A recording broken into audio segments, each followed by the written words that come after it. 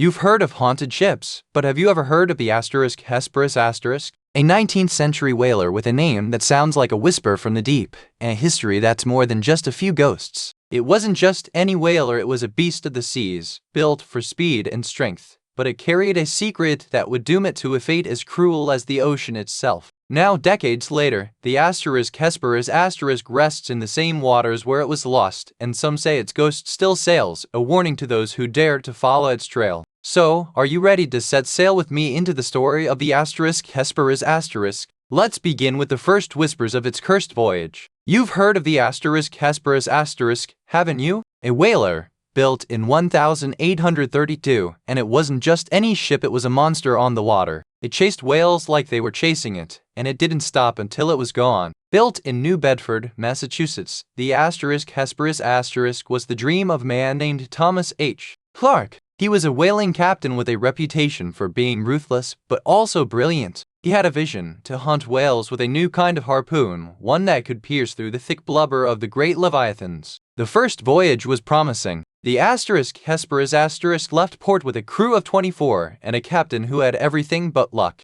They chased whales, they harpooned them, they brought them back until the storms came. And then, the Hesperus was never seen again. For years, people believed the Hesperus had been destroyed by the sea, but some say the ship didn't vanish, it was cursed, that the men on board were taken, one by one, and that the ship itself became a ghost, haunting the waters where it once sailed. And so, the story of the Hesperus begins not with a scream or a ghost, but with a dream that would change the lives of those who sailed with it, and the fate of the ship itself. You know, the first thing you notice is the smell, like old salt and something just a little too sharp. It clings to your clothes, like the ship's ghost has left a mark. Then the silence. Not the kind of quiet you get after a storm, but a hush that feels like the sea itself is holding its breath. The crew starts to whisper about the old tales of the Hesperus and the curse that followed its last voyage. They say the sea remembers, but the crew never saw the ghost. They only felt it in the way the wind shifted, the way the compass spun without reason, and the way the moonlight seemed to follow them across the waves. And then,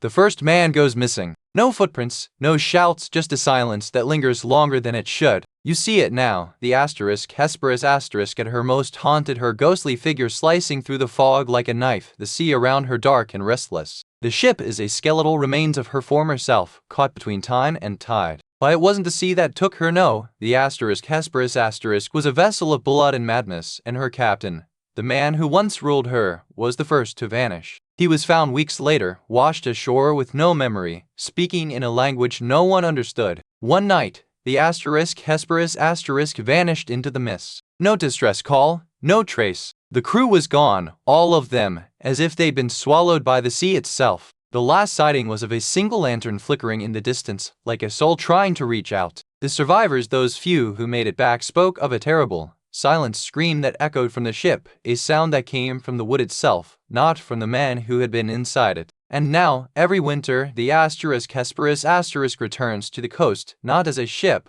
but as a warning. Her tale is one of greed, betrayal, and the price of a man who dared to command the sea, and the sea, in return, took everything. I met a fisherman who said he saw the Hesperus in a fog so thick, it felt like the ship was breathing. He said it wasn't just a ghost, it was a warning. He described the ship as black as ink, with sails that seemed to ripple even when there was no wind, and the sound, a low, mournful groan, like the sea itself was weeping. Another sailor said he saw the Hesperus at midnight, moored in a cove where no water should be. He claimed the ship was empty, yet the air around it was thick with the scent of salt and something else, something old. He said he tried to approach, but the moment he stepped onto the deck, he felt a cold hand on his shoulder. He turned, nothing was there, just the sound of the ship groaning again. There's one last story, whispered in the bars of Nantucket, about a woman who claimed the Hesperus was her husband's final cry. She said he was never found, but she heard him singing that night from the sea. And if you ever find yourself in the fog, listen. Sometimes the sea remembers, and it doesn't forget. We followed the trail of the Hesperus to the old whaling port, where the cobblestones still hum with the memory of salt and blood. The locals spoke in hushed tones, like they were afraid to wake something. The ship's bones were still here, though time had gnawed at them. We found rusted harpoons and brittle logs, but nothing that could explain the stories of the ghostly crew. One of the old sailors, a grizzled man with a voice like gravel, claimed he saw the ship at low tide, its sails tattered and its hull slick with something that wasn't water. We dug deeper, and what we found wasn't just the wreckage of a ship, it was the echo of a tragedy that still clings to the sea like a whisper. The Hesperus wasn't just lost, it was trapped, and the sea, in its silent cruelty, still remembers the ones who sailed with it. You know, the thing that still haunts me isn't the ghost or the wreckage, it's the one detail that's never been explained. The logbook says the ship vanished in 1856, but no one knows why the crew didn't send a distress signal. Some say the captain was possessed, others say he made a deal with the sea, but none of it answers the question, why did they just disappear? No struggle, no screams, no sign of a fight. They say the ship was cursed, but I wonder if it was just broken, like a machine that stopped working, no warning, no way to fix it, just silence. And that's the thing, isn't it? The silence, the absence, the way the sea just keeps going, while the Hesperus is left in the dark, waiting for someone to remember it was ever there. You've heard the tales of the Hesperus, but what about the people who still live with its memory? In the little fishing villages along the coast, there are those who claim to see her shadow in the fog, or hear her call in the storm. Some say the ship wasn't just cursed, it was haunted by the lives it took. Every sailor who vanished on her decks is said to be trapped in the same eternal storm that brought her down. Theories vary, but many locals believe the ship was lured to its doom by something more than bad luck. Some whisper of an ancient curse, others of a vengeful spirit, and a few still believe the crew was trying to escape something they shouldn't have. Even now, in the quiet of the town, there are those who refuse to let the Hesperus be forgotten. They tell stories in hushed tones, and sometimes they swear they can still hear her moan on the wind. You've heard the stories, but none of them explain what happened to the Hesperus.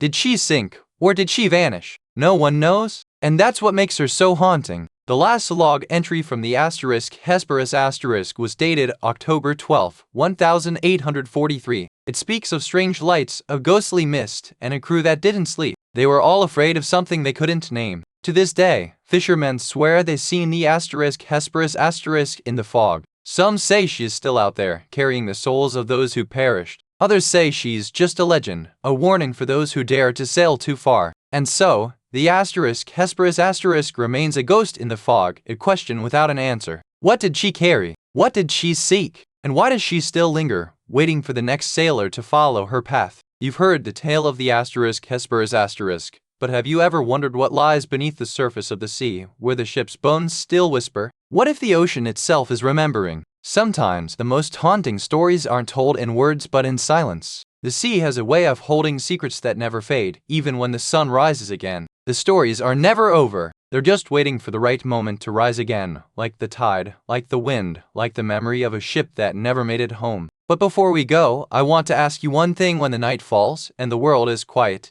do you ever hear the Hesperus calling from the deep? Quick word from our sponsor. If this sounds like something you'd enjoy, take a look at the Kindle Paperwhite e-reader. There's a link and a QR code on screen right now, and in the description below. Alright, back to it. And if you do, tell me. But be careful. Some stories don't just end. They wait for you. You've heard of the Titanic, but what about the Morro Castle? A luxury liner that vanished in 1935, leaving behind a trail of whispers and a ghostly reputation that still lingers in the Caribbean. Imagine a ship so opulent it was called the Floating Palace, gilded ballrooms, a rooftop garden, and the most expensive cigars in the world. But it was more than just luxury. It was a place where the sea and fate played their own game. The crew and passengers were never found. Some say the sea swallowed the ship whole, while others whisper that the spirits of the lost still drift through the waves, waiting for the right moment to return. And now, decades later, the Morro Castle remains a legend, part cautionary tale, part ghost story, and all mystery. What happened out there in the dark?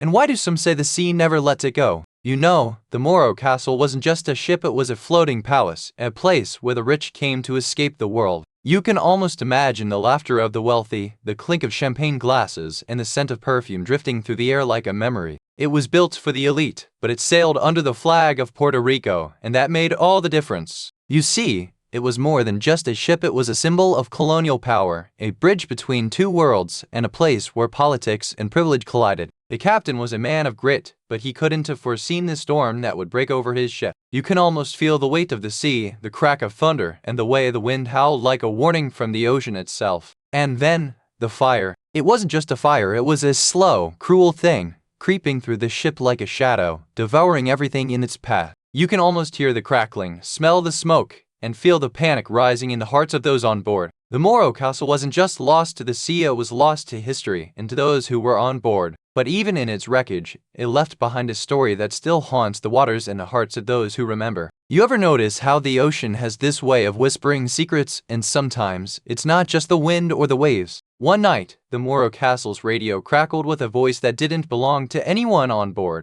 The crew heard a voice, low and hollow, repeating the same phrase over and over, "I'm coming back." It was like the sea itself was trying to warn them without words, just a warning in the dark. They tried to ignore it, thinking it was just the radio failing, but the voice grew louder, more insistent, as if it was trying to reach them through the ship's very bones. And then, the voice stopped, just like that. No warning, no explanation. It was as if the sea had swallowed the sound, and the silence that followed was louder than any scream. You know, it wasn't just the fire that made people vanish that night. It was the silence. The kind of silence that makes you feel like you're not alone, but you are. The crew had already locked down the ship, but the passengers didn't know where to run. Some said they heard whispers in the corridors, like voices calling from the ocean itself. Then the lights went out, and the screams began. Some say the fire was never real, that it was a trick of the mind, a mirror of the terror that had already taken root in the hearts of those on board. And then, the ship vanished. Not in smoke, but in silence, a silence that would echo through the decades like a ghost never allowed to rest. I spoke to a retired seaman who claimed he saw the Moro Castle on the night it vanished, just off the coast of Florida. He said it was like a ghost ship, all white and glowing, with no one on deck. He swore the deck was empty, but the lights were on, and the sails were moving like they were caught in a phantom wind.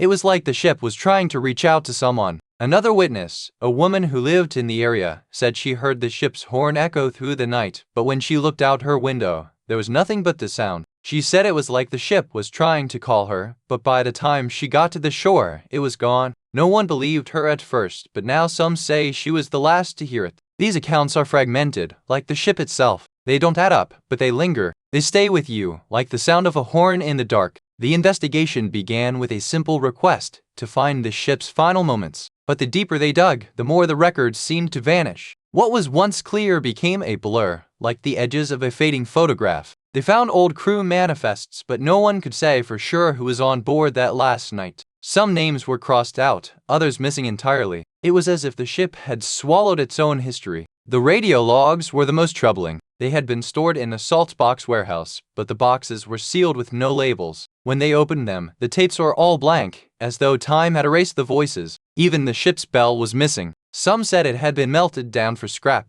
Others claimed it had been taken by a ghost, the last thing to ring before the Moro Castle vanished into the night. What they found wasn't just missing records, it was as if the ship had been erased from time itself. A ship that once sailed the Caribbean now seemed to have never existed at all. You know, the one thing that's always bugged me is that nobody ever figured out how the fire started. It wasn't just a spark or a faulty wire, it was something bigger, something that should have been caught before it got out of hand. The official report says it was a gas line leak, but that's just a guess. No one ever found the source. It's like the fire had a mind of its own, or maybe it was waiting for someone to make a mistake. You ever think about how strange it is that the fire didn't spread to the other parts of the ship? Like it knew exactly where to go and exactly when to stop. Or maybe it was never meant to stop. So here's the final mystery: how did a fire that should have been contained in one place become something that consumed an entire ship? It's like the fire was alive, or maybe it was just a warning we never listened to. You've heard the tales of the Moro Castle, but do you know what the locals whisper in the backrooms of the old marina? They say the ship still drifts, a ghost in the waves, waiting for the right storm. Some say the crew never left, trapped in the ship's hold, their souls bound to the rhythm of the ocean, forever chasing the horizon they never reached. And then there are the fishermen who swear they see a light at sea, a single beam cutting through the dark, always just out of reach, like a beacon leading them to the edge of the world. Some say the light is a warning, a signal that the ship is coming, and that those who follow will never return. But others say it's just the moon, or the memory of a place that never should have been. The truth, they say, is buried in the waves, and the only thing that rises from the deep is the silence of those who vanished. You know, sometimes the scariest stories aren't the ones that end in a body, but the ones that just fade. The Moro Castle's mystery isn't just about what happened, it's about what never did. They say the ship vanished like a ghost in the night, but no one ever found the truth. It's like the ocean itself decided to keep its secret. There's a kind of poetry in that. A ship that was once the pride of the Caribbean, now a legend, its fate as elusive as the ghosts that are said to haunt its wake. And so, we return to the sea, not for answers, but for questions. Because sometimes, the greatest mystery is not what you find, but what you're left with. You know, sometimes the most haunting stories aren't the ones that end in a scream, but the ones that end in silence. The Morro Castle vanished, but its voice lingers in the waves. We chase ghosts for answers, but sometimes the truth is just a whisper in the wind, lost, forgotten, and waiting for someone to listen. The sea has a way of remembering. It doesn't forget. It just waits, patient and cold, for the right moment to tell its story. So, as we turn the page, let's not forget that some stories aren't meant to be finished. They're meant to be carried forward, like a song passed down through generations. Now, I think I'll go pour myself a cup of tea and prepare for the next tale. Who knows what might be waiting out there in the dark? You've heard of the Holy Sepulchre, the heart of Christianity, but have you ever wondered what lies beneath its ancient stones? This church, where the world's oldest Christian tomb rests, has a shadowy past that whispers through its crypt like a forgotten hymn. The crypt, hidden beneath the basilica, was once a sacred burial place for early Christians. But over the centuries, it became a place of strange occurrences, whispers in the dark, sudden cold spots, and footsteps that vanish when you turn around. The air is thick with history, and every corner feels like a memory waiting to be unearthed. It's a place where the sacred and the eerie collide, and the silence is louder than any scream. Quick word from our sponsor. If this sounds like something to enjoy, take a look at the Amazon Echo Dot smart speaker. There's a link and a QR code on screen right now, and in the description below. Alright, back to it. And now, as we step into the heart of this sacred yet sinister space, you might wonder what secrets still lie buried beneath the stone, and why the past refuses to stay in the grave. You see, the Church of the Holy Sepulchre wasn't always a place of peace. In the 12th century, it was the center of a brutal struggle for control over Jerusalem. The Crusaders, the Byzantines, and the locals all claimed it as their sacred ground. The Crusaders, led by Godfrey of Bouillon, took the city in 1099, but their victory was stained with violence. The city's people were slaughtered, and the church became a symbol of both triumph and terror. Over the centuries, the church changed hands again and again. The Ottomans took control in 1517, and the site became a place of both reverence and unrest. It was said that the air inside grew heavier, and whispers could be heard when no one was around. In the 19th century, European travelers began to report strange occurrences. Some claimed to hear weeping, others to see flickering lights in the dark. The crypt, they said, was not just a tomb, it was a prison for the souls of those who had died in its shadows. And so, the legend grew. The crypt became a place of pilgrimage for the curious, the frightened, and the desperate. But for those who stayed too long, the whispers grew louder and the light grew dimmer. You remember the first time you noticed the chill, didn't you? It was just a whisper of cold, like the air had forgotten how to warm. A subtle draft through the stained glass, just before the bells began to ring. Then came the whispers, not the kind you hear in a crowded room, but something deeper, like the walls themselves were murmuring. You couldn't tell if it was the wind or something more persistent. The air started to taste different too, like it had been sealed away for centuries and was just now exhaling its secrets. You couldn't place it, but it made your skin prickle, as though the place remembered you. And then, the first real sign. A child's laughter echoed through the empty nave, but no child was there. You turned, and the sound had vanished, leaving only the silence that clung like a shroud. You began to wonder if you were the only one who heard it or if the church had finally found a way to remember you. You remember the whisper in the stones, don't you? That faint, almost musical hum that seems to rise from the very heart of the crypt. It's not the sound of footsteps, but something older, something that lingers in the silence like a memory you can't quite place. It was 1964, and the caretaker, a quiet man named Father Elias, had been hearing it for weeks. At first, he thought it was the wind, but then he realized this was no natural sound. It was a voice, low and resonant, calling him by name. One evening, he decided to follow the sound. He climbed down into the crypt, lantern in hand, and that's when he heard it clear and distinct.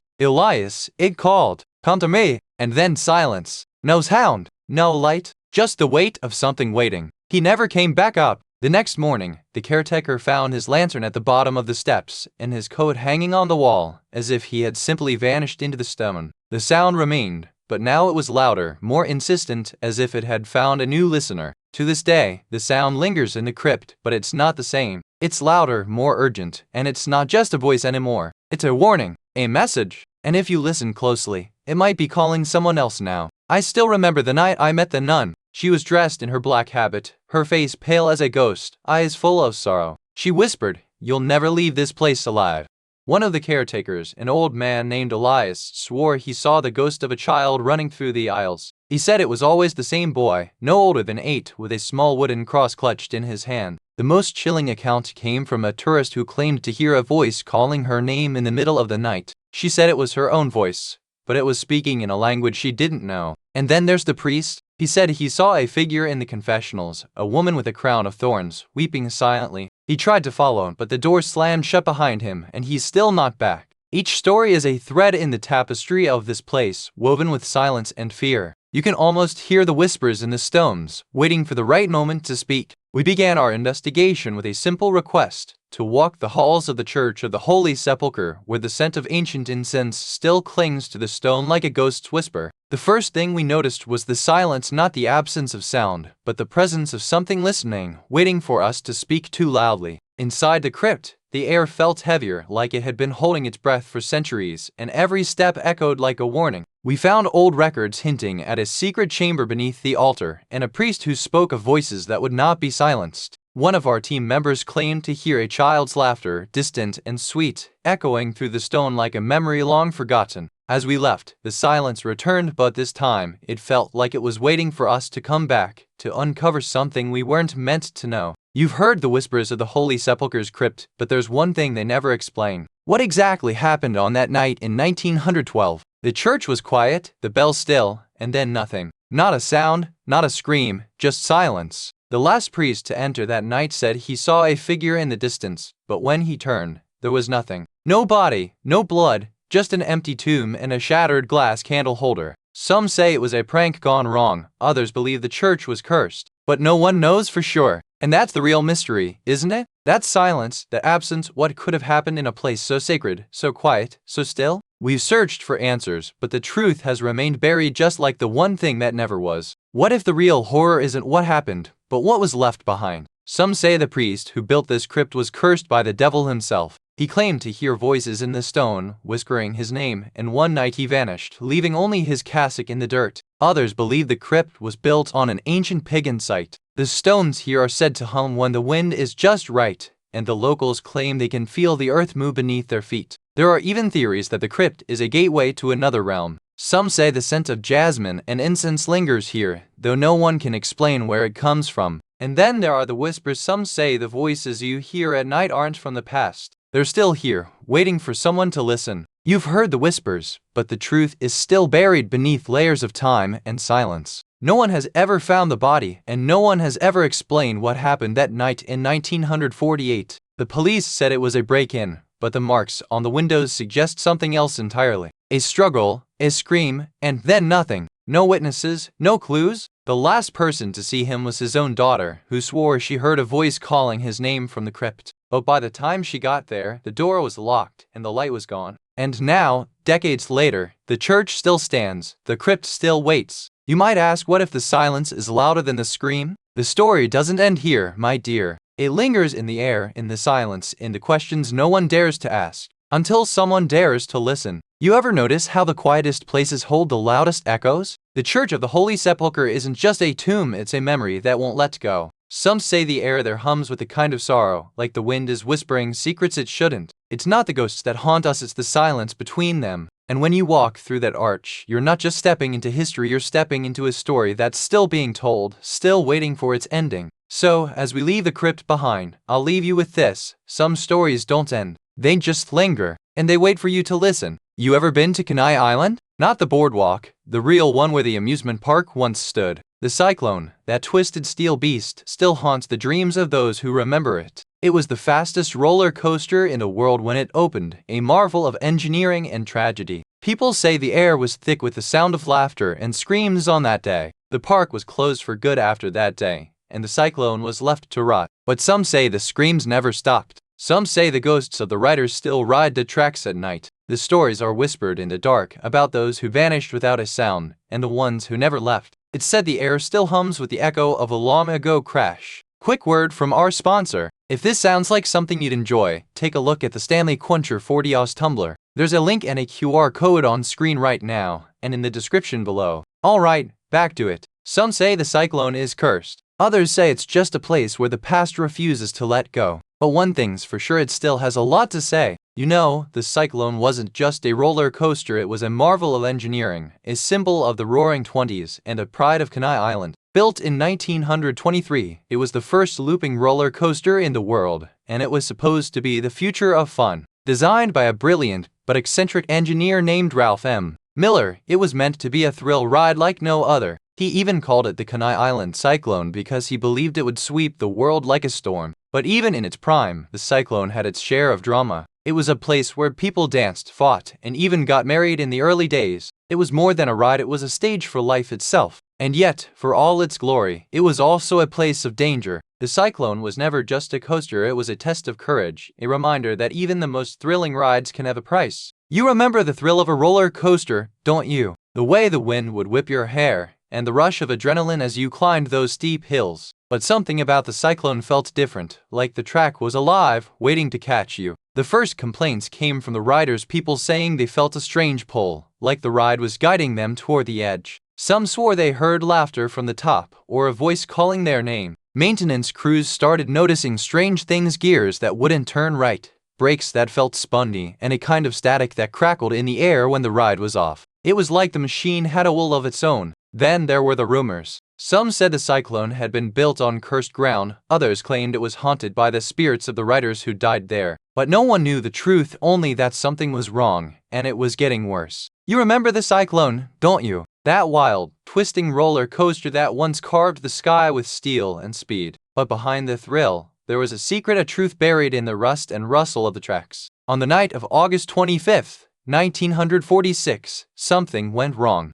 The ride was running late, the crowd was restless, and the air was thick with the smell of oil and salt. Then, the ride stopped, and no one came out. The next morning, the ride was still closed. The workers found the tracks empty, the cars locked in place, and a single red shirt caught in the gears. No one knew what had happened. No one knew where they'd gone. The official story says it was a mechanical failure, but the truth is, no one ever found the riders. Not the ones who vanished that night. Not the ones who were never seen again. So, what happened to them? Did they fall into the dark? Did the ride swallow them whole? Or did they vanish, like ghosts, never to be seen again? I've spoken to several eyewitnesses who claim to have seen the Cyclone in the early days. One man said he saw a woman in a white dress standing at the top of the ride, just before it collapsed. He said she looked like she was waiting for someone. Another woman swore she heard a child's laughter echoing through the park on the night of the collapse. She said it wasn't the kind of laughter you hear from a real kid, it was like it was coming from inside the ride itself. One survivor described seeing a hand sticking out of the wreckage, like it was trying to pull someone out. He said it wasn't a hand at all, it was a small,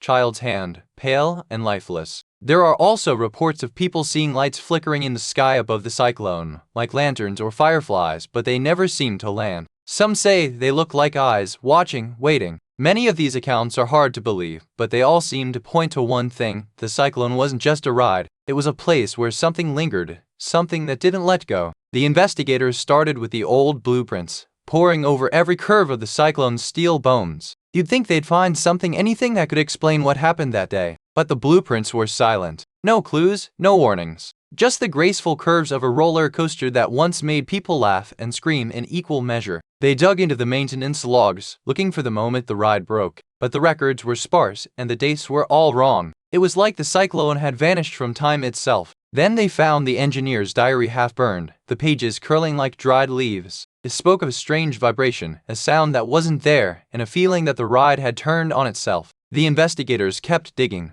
but the more they found, the more they realized the Cyclone wasn't just broken, it was haunted in a way no one could explain. You know, the real mystery isn't the crash, or the chaos, or even the bodies. It's the one thing that no one ever figured out. What exactly happened in that final, terrifying moment? The ride was packed, the air thick with laughter and anticipation. But then, everything changed. The last thing anyone saw was the sky above, dark and heavy, as if the heavens themselves were holding their breath. Some say the wind was too strong, others that the ride was too crowded. But the truth, no one was there to see what happened, and that's what makes it feel like the ride never really ended. So here's the thing, dear listener, the Cyclone still stands, and every now and then, when the wind is right, you might hear it, a faint, familiar creak, like the ride is trying to tell you something. You've heard the stories, but some folks still whisper that the Cyclone never really fell. They say the steel still hums in the night, and that the wind carries the laughter of those who never left. There are those who say the cyclone was cursed, that the blood of the victims was spilled on the tracks, and that the park itself is a tomb for the souls who died there. Some locals believe that the cyclone still holds on to its victims, and that if you walk the paths at midnight, you might hear the sound of children laughing, only to realize they're not children at all. Others say the cyclone is just a reminder of how fragile life is, and that every ride, every turn was a gamble with fate until the ground gave way and the world turned upside down. And then there are the ones who say it's not the cyclone itself that haunts them, but the memories of what happened here, the lives cut short, the families left behind, and the silence that still lingers. You know, even now, years later, the cyclone still holds its breath. The silence between the screams, the weight of the unspoken, the way the wind carries the sound of the lost, it lingers like a ghost in the steel and concrete. What really happened that day? Did they fall, or was it something else? The official story says they were just victims of a tragic accident. But some of us wonder, what if the cyclone wasn't just broken, but broken in a way that defied physics? What if the ride was alive and the riders were never the same again? There are whispers of a final, unresolved moment, something that happened before the ride was shut down, something that wasn't reported, that wasn't recorded. And now, the cyclone stands as a monument to the unknown, a question that has no answer, only the echo of a scream. The story isn't over, the ride isn't running, but the questions are. And maybe that's the real ghost. Not the ones who died, but the ones who still wonder, still search, still wait for an answer that may never come. You ever notice how the wind seems to carry whispers when it passes through the cyclone's rusted frame? It's like the park's still breathing, just a little slower than it used to. Sometimes I wonder if the screams you hear aren't from the past, but from the present, just trapped, like the amusement park itself, caught between time and memory. You know, the cyclone's not just a ruin, it's a story that refuses to let go. And sometimes, the best stories are the ones that linger in the dark. So, if you're ever passing by, don't rush past it. Let the silence speak. Sometimes, the most haunted places are the ones that don't need to be loud. You've heard of the Titanic, but what about the SS Morro Castle? A luxury liner, yes, but it's not the kind of story you'd find in a history book. It's the kind of tale that lingers in the dark, whispered in the quiet of the night. Built in 1930, this was no ordinary cruise ship, it was a floating palace, complete with a ballroom, swimming pool, and even a casino. But beauty has a price, and the Morro Castle's tale is anything but glamorous. The story is more than just a disaster, it's a mystery that lingers in the places it once touched. Some say the sea still holds its secrets, and the wind carries its ghosts. So, what do you think? Is the Morro Castle just a ship lost to time, or is it something more? Something that still waits beneath the waves, ready to tell its story to those who listen. You know, it all started with a dream. A wealthy New York socialite named William A. Blackett had a vision of a grand, ocean-going cruise ship that would carry the elite across the Atlantic like a floating palace on the sea. Quick word from our sponsor. If this sounds like something you enjoy, take a look at the Apple AirPods 2nd generation. There's a link and a QR code on screen right now, and in the description below. Alright, back to it. He was inspired by the grandeur of the Titanic, but with a twist, this ship would be faster, more luxurious, and entirely his own. He called it the SS Morro Castle, after a real castle in Spain, but with a twist of his own. The ship was built in 1936 with the help of some of the most skilled shipbuilders in the world. They crafted it with marble floors, crystal chandeliers, and even a rooftop garden for the wealthy passengers to stroll in. But even as it was being built, whispers of a darker fate began to swirl around it. Some said the ship was cursed, others that it was built on the bones of a long-dead sailor. But William Blackett dismissed it all as superstition. Still, the ship had one fatal flaw: it was too fast and too proud. When it set sail on its maiden voyage, it wasn't just a cruise, it was a statement, a declaration of wealth, power, and the hubris of man. And that was when the sea decided to take it back. Not in a way anyone could have predicted, not in a way anyone would ever forget. You remember the day it all began, don't you? The morning the Morro Castle set sail, with its white sails and proud hull, like a queen on the sea. But something about that day felt off. A chill in the air, even before the first wave. The crew is in high spirits, yes, but you could sense it. A hush over the decks, like the sea itself was holding its breath. Some said it was the wind, but I don't think so. I think the sea was warning us. Then came the lights, not the kind you see at night, but something unnatural. A glow from below the water, like eyes watching. The crew tried to ignore it, but it grew stronger with each passing hour. By morning, the crew had started to panic. The ship was moving on its own, like it had a mind of its own. The captain tried to calm them, but even he looked shaken. It was as if the sea had claimed the ship and the souls aboard. And then, the storm. It came out of nowhere, a wall of water and wind that swallowed the ship whole. The last thing anyone heard was the captain's voice, distant and broken, saying, "We're not going to make it." You remember the night the Morro Castle left the dock, its lights flickering like a dying star, and the ocean seemed to hold its breath. You can almost hear the crew's laughter, but there's something wrong with the rhythm of it, like they're not laughing at all. Then came the crash. It sounds so loud it rattled the bones of the shore, and for a moment, the sea itself seemed to shudder. You can almost feel the impact, like the world was split in two. The radio went dead, the crew vanished, and the ship was never found. But the sea remembers. And some say, in the quiet hours of the night, if you listen closely, you can still hear the Morro Castle whispering through the waves. And so, the Morro Castle became more than a ship. It became a story, a mystery, a warning. And for those who listen, it becomes a voice calling from the deep, waiting to be heard. I've read accounts where survivors claim the ship's bell was heard ringing in the dead of night, long after the Morro Castle had vanished. One woman swore she saw the ship's lights flicker like fireflies in the dark, as if the vessel were alive and trying to signal for help. Another survivor, a retired sailor, said he saw the ship's bow rise from the water like a ghost, its hull creaking as if it were trying to climb back out of the sea. He said it was like watching a sleeping giant stir. One woman, a nurse who survived the wreck, said she saw a figure in the water, just for a moment. She said it looked like a woman, her arms outstretched, and then it was gone, like it had never been there at all. These testimonies are fragmented, like the ship itself,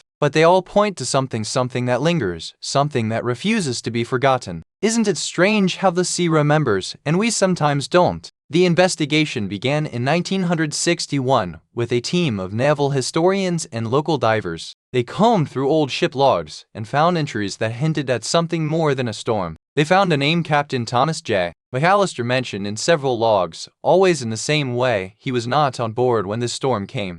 The divers found a strange object half buried in the silt, something made of brass with the same initials engraved on it as the missing captain. When they brought it ashore, it was clear the object had been used in ritual ways. There were strange markings, and the edges were worn as if by prayer or some kind of ceremony. Some said it was a talisman, others whispered it was a relic from a forgotten cult. But one thing was certain: this object had been waiting for someone to find it, just like the captain had been waiting for someone to remember him. You know, the thing that has always haunted me about the Morro Castle isn't the fire, or the ghostly whales, or even the lost souls. It's the one detail no one seems to want to talk about. What exactly happened to the ship's radio operator that night? He was the last man to send a distress call before the ship went down. The logs say he was found with a broken radio and a body wrapped in a tattered life jacket. But why was he the only one to be found with his clothes on? The official report says he was swept overboard, but some say he was dragged down. Others whisper he was the one who saw the fire before it happened, that he knew something the captain didn't, and that he was silenced for it. No one has ever found his body. No one has ever explained what happened to him. Just a radio, a life jacket, and a silence that has lasted over a century. A mystery that still lingers in the waves. You've heard the tales of the Morro Castle, but some folks swear the real ghosts are the ones who never made it to shore. They say the islanders still whisper about the ones who vanished without a sound. Some say the ship's radio operator, a young man named Frank, kept a secret in his pocket. A love letter, maybe? Or a cursed coin? No one knows for sure, only that he never made it to the mainland. Some say the ship never left New York, that it was always there, floating just beyond the harbor, waiting for the right moment to vanish again. And then there's the theory that the Morro Castle was never a ship at all. Some say it was a floating prison, a place where the truly wicked were kept and never released. You might think it's just stories, but in a place like this, even the wind seems to carry a whisper. And sometimes, the silence is louder than the storm. So many questions remain, and no one seems to want to ask them. What really happened that night? Was it a tragedy, a crime, or something far more unnatural? The records are sealed, the families have faded, and the truth is buried beneath layers of silence and speculation. But sometimes, silence speaks louder than words. Maybe the Morro Castle wasn't just a ship, it was a vessel of secrets, and the sea took more than just its passengers. And if the sea has a memory, perhaps it remembers the ones who were never found, and the ones who never left. So we listen, we wonder, and we wait. Because sometimes, the greatest mysteries are the ones that never end. You can almost hear the waves whispering through the silence of the Atlantic, like a lullaby from a long-dead sailor. The Morro Castle wasn't just a ship, it was a story, and like all good stories, it had a beginning, a middle, and an ending that no one was ever meant to hear. And so, dear listener, as we turn the page, let's not forget that some secrets sink deeper than the sea and some ghosts never truly leave. Before we drift into the next story, I'll leave you with this: sometimes the truth is just a whisper in the wind, waiting for the right moment to be heard. Now, if you'll excuse me, I have a feeling the next tale is calling from the deep. You've heard of the Priory of Saint Foy, haven't you? A place where history whispers through the stones and the air feels heavier than it should. Built in the 12th century, it was once a place of prayer and protection. But something changed. Something buried beneath the foundations. Local legends say the priory was cursed by a vengeful saint, or perhaps by the souls of those who died within its walls. No one knows for sure. Visitors claim to hear the sound of a bell ringing at midnight, or feel the cold of a hand brushing their shoulder as they walk through the empty halls. And yet, despite the stories, the priory stands as it has for centuries, a silent witness to time and to the secrets it has kept. You know, the Priory of Saint Foy didn't start as a place of peace. It was built on the bones of an older chapel, one that had been abandoned for centuries. The monks who came later said the stones themselves wept when they were moved. The first monks arrived in the 12th century, bringing with them not just faith, but a hunger for land and power. They called it a holy place, but the locals whispered that the soil was cursed, and the air held the echoes of old prayers. Quick word from our sponsor. If this sounds like something you'd enjoy, take a look at the Fire TV Stick 4K streaming device. There's a link and a QR code on screen right now, and in the description below. Alright, back to it. The priory grew rich, but so did its secrets. Some say the monks used the chapel's old altar to perform rituals, and that the spirits of the dead would rise with the sound of the bell. Others say the true evil came from the people who were buried there. By the time the French Revolution came, the priory was a ruin. The monks fled, and the place fell into disrepair. They say the last monk to leave whispered a prayer before he vanished, and the wind has carried that prayer ever since. And so, the priory became a place of quiet horror where the past refused to stay buried. Now, it calls to those who dare to listen and to those who once lived there, waiting for the silence to break. You know how sometimes the air feels different, like the world has paused just long enough to let you catch your breath? That's what it was like the day they found the first body.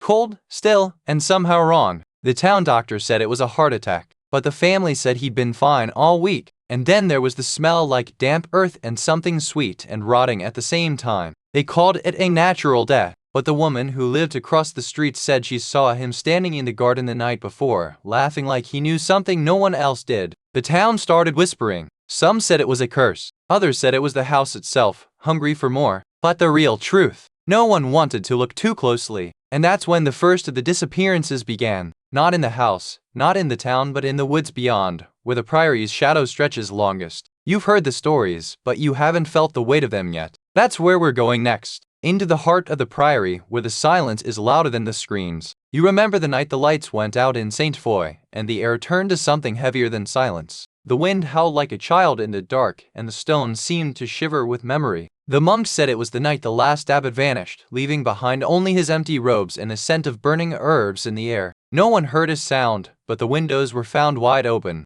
No one saw him, no one heard him, but the air in that room has never been the same. It's like the place holds its breath, waiting for something to stir, or someone to remember. To this day, the villagers speak of a chill that lingers in the halls, a whisper that follows you when you leave, and a feeling that the abbot is still somewhere inside, watching, waiting. And if you dare to walk the halls alone at midnight, you might just hear the echo of a footstep and the sound of a door creaking open, though no one is there to answer. I spoke to an elderly woman from the village who insisted that the priory still whispers in the wind. She said the wind carries the voices of the nuns, and they never stop singing. She told me of a man who once heard them at night, standing on the edge of the property. He said the voices grew louder the closer he got, and then silence. No one ever found him. Another visitor claimed to see a figure in a white habit walking the courtyard, though no one else was around. She said it looked like a nun, but its eyes were empty and its mouth was open, as if it were screaming. She ran away, and the figure vanished into the fog. To this day, she refuses to return to the priory, even though she's lived in the village for decades. These accounts are not just stories. They are echoes of something real, something that lingers long after the last bell has rung and the last candle has burned out. And if you're ever in the village, listen closely. Sometimes the wind is just the wind, but sometimes it's something else.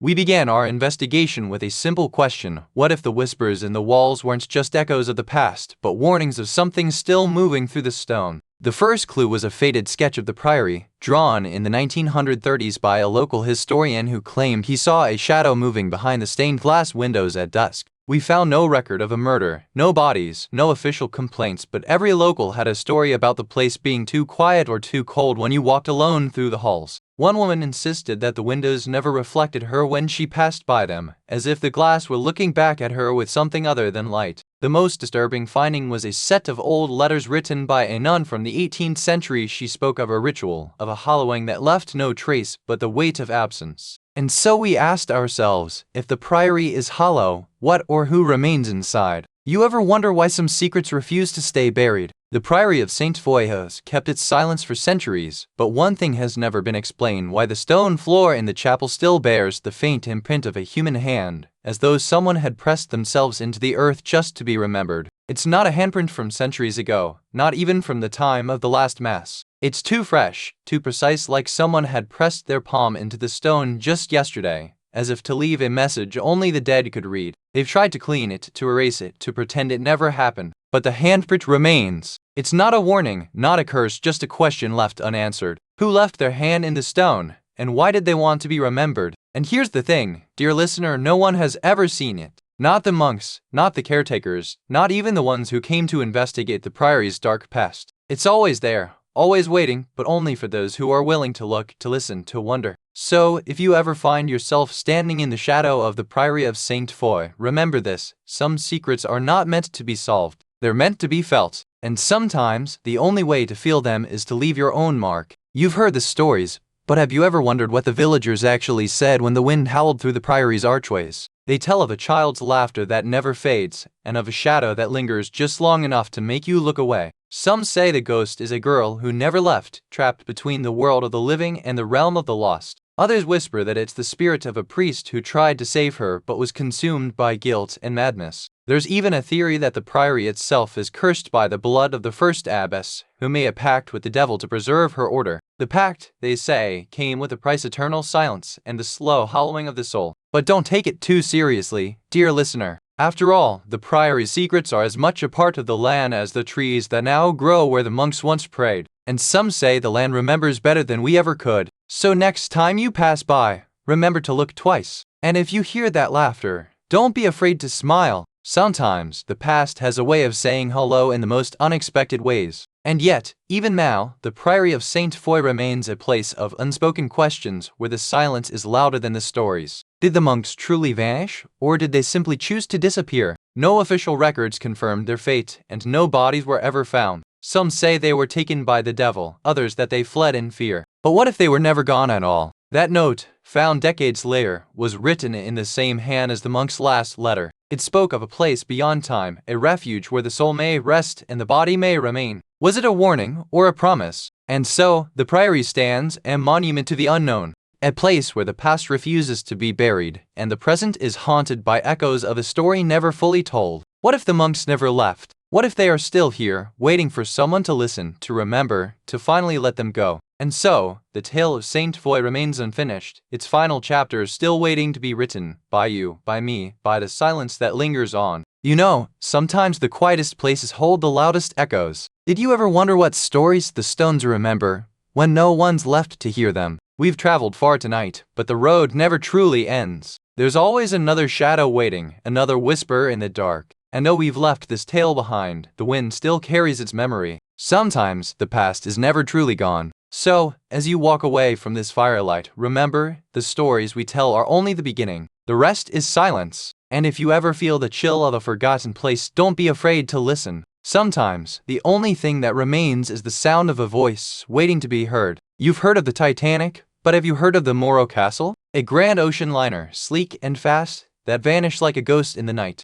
It wasn't the Titanic, but it had a story that would make even the most hardened sailor shiver. Built in 1931, the Morro Castle was the pride of the Caribbean. It carried the rich, the famous, and the curious. But something about its journey made it different, like it had a secret it didn't want to share. Quick word from our sponsor. If this sounds like something you'd enjoy, take a look at the Kindle Paperwhite e-reader. There's a link and a QR code on screen right now, and in the description below. Alright, back to it. The storm that came next was unlike any other. The winds howled like a banshee, and the waves rose like mountains. The Moro castle fought the sea, but it was a battle the ship could not win. And then silence. When the storm cleared, the Moro castle was gone. No wreckage, no survivors, just a ghost of a ship and the echoes of a tragedy that still lingers in the sea. Some say the ship is still out there, waiting for the right moment to return. And that's why we're here tonight, to tell you the story of the Moro castle, the ship that vanished like a ghost, and the secrets it still guards beneath the waves. You know, the Moro castle didn't start as a ghost story.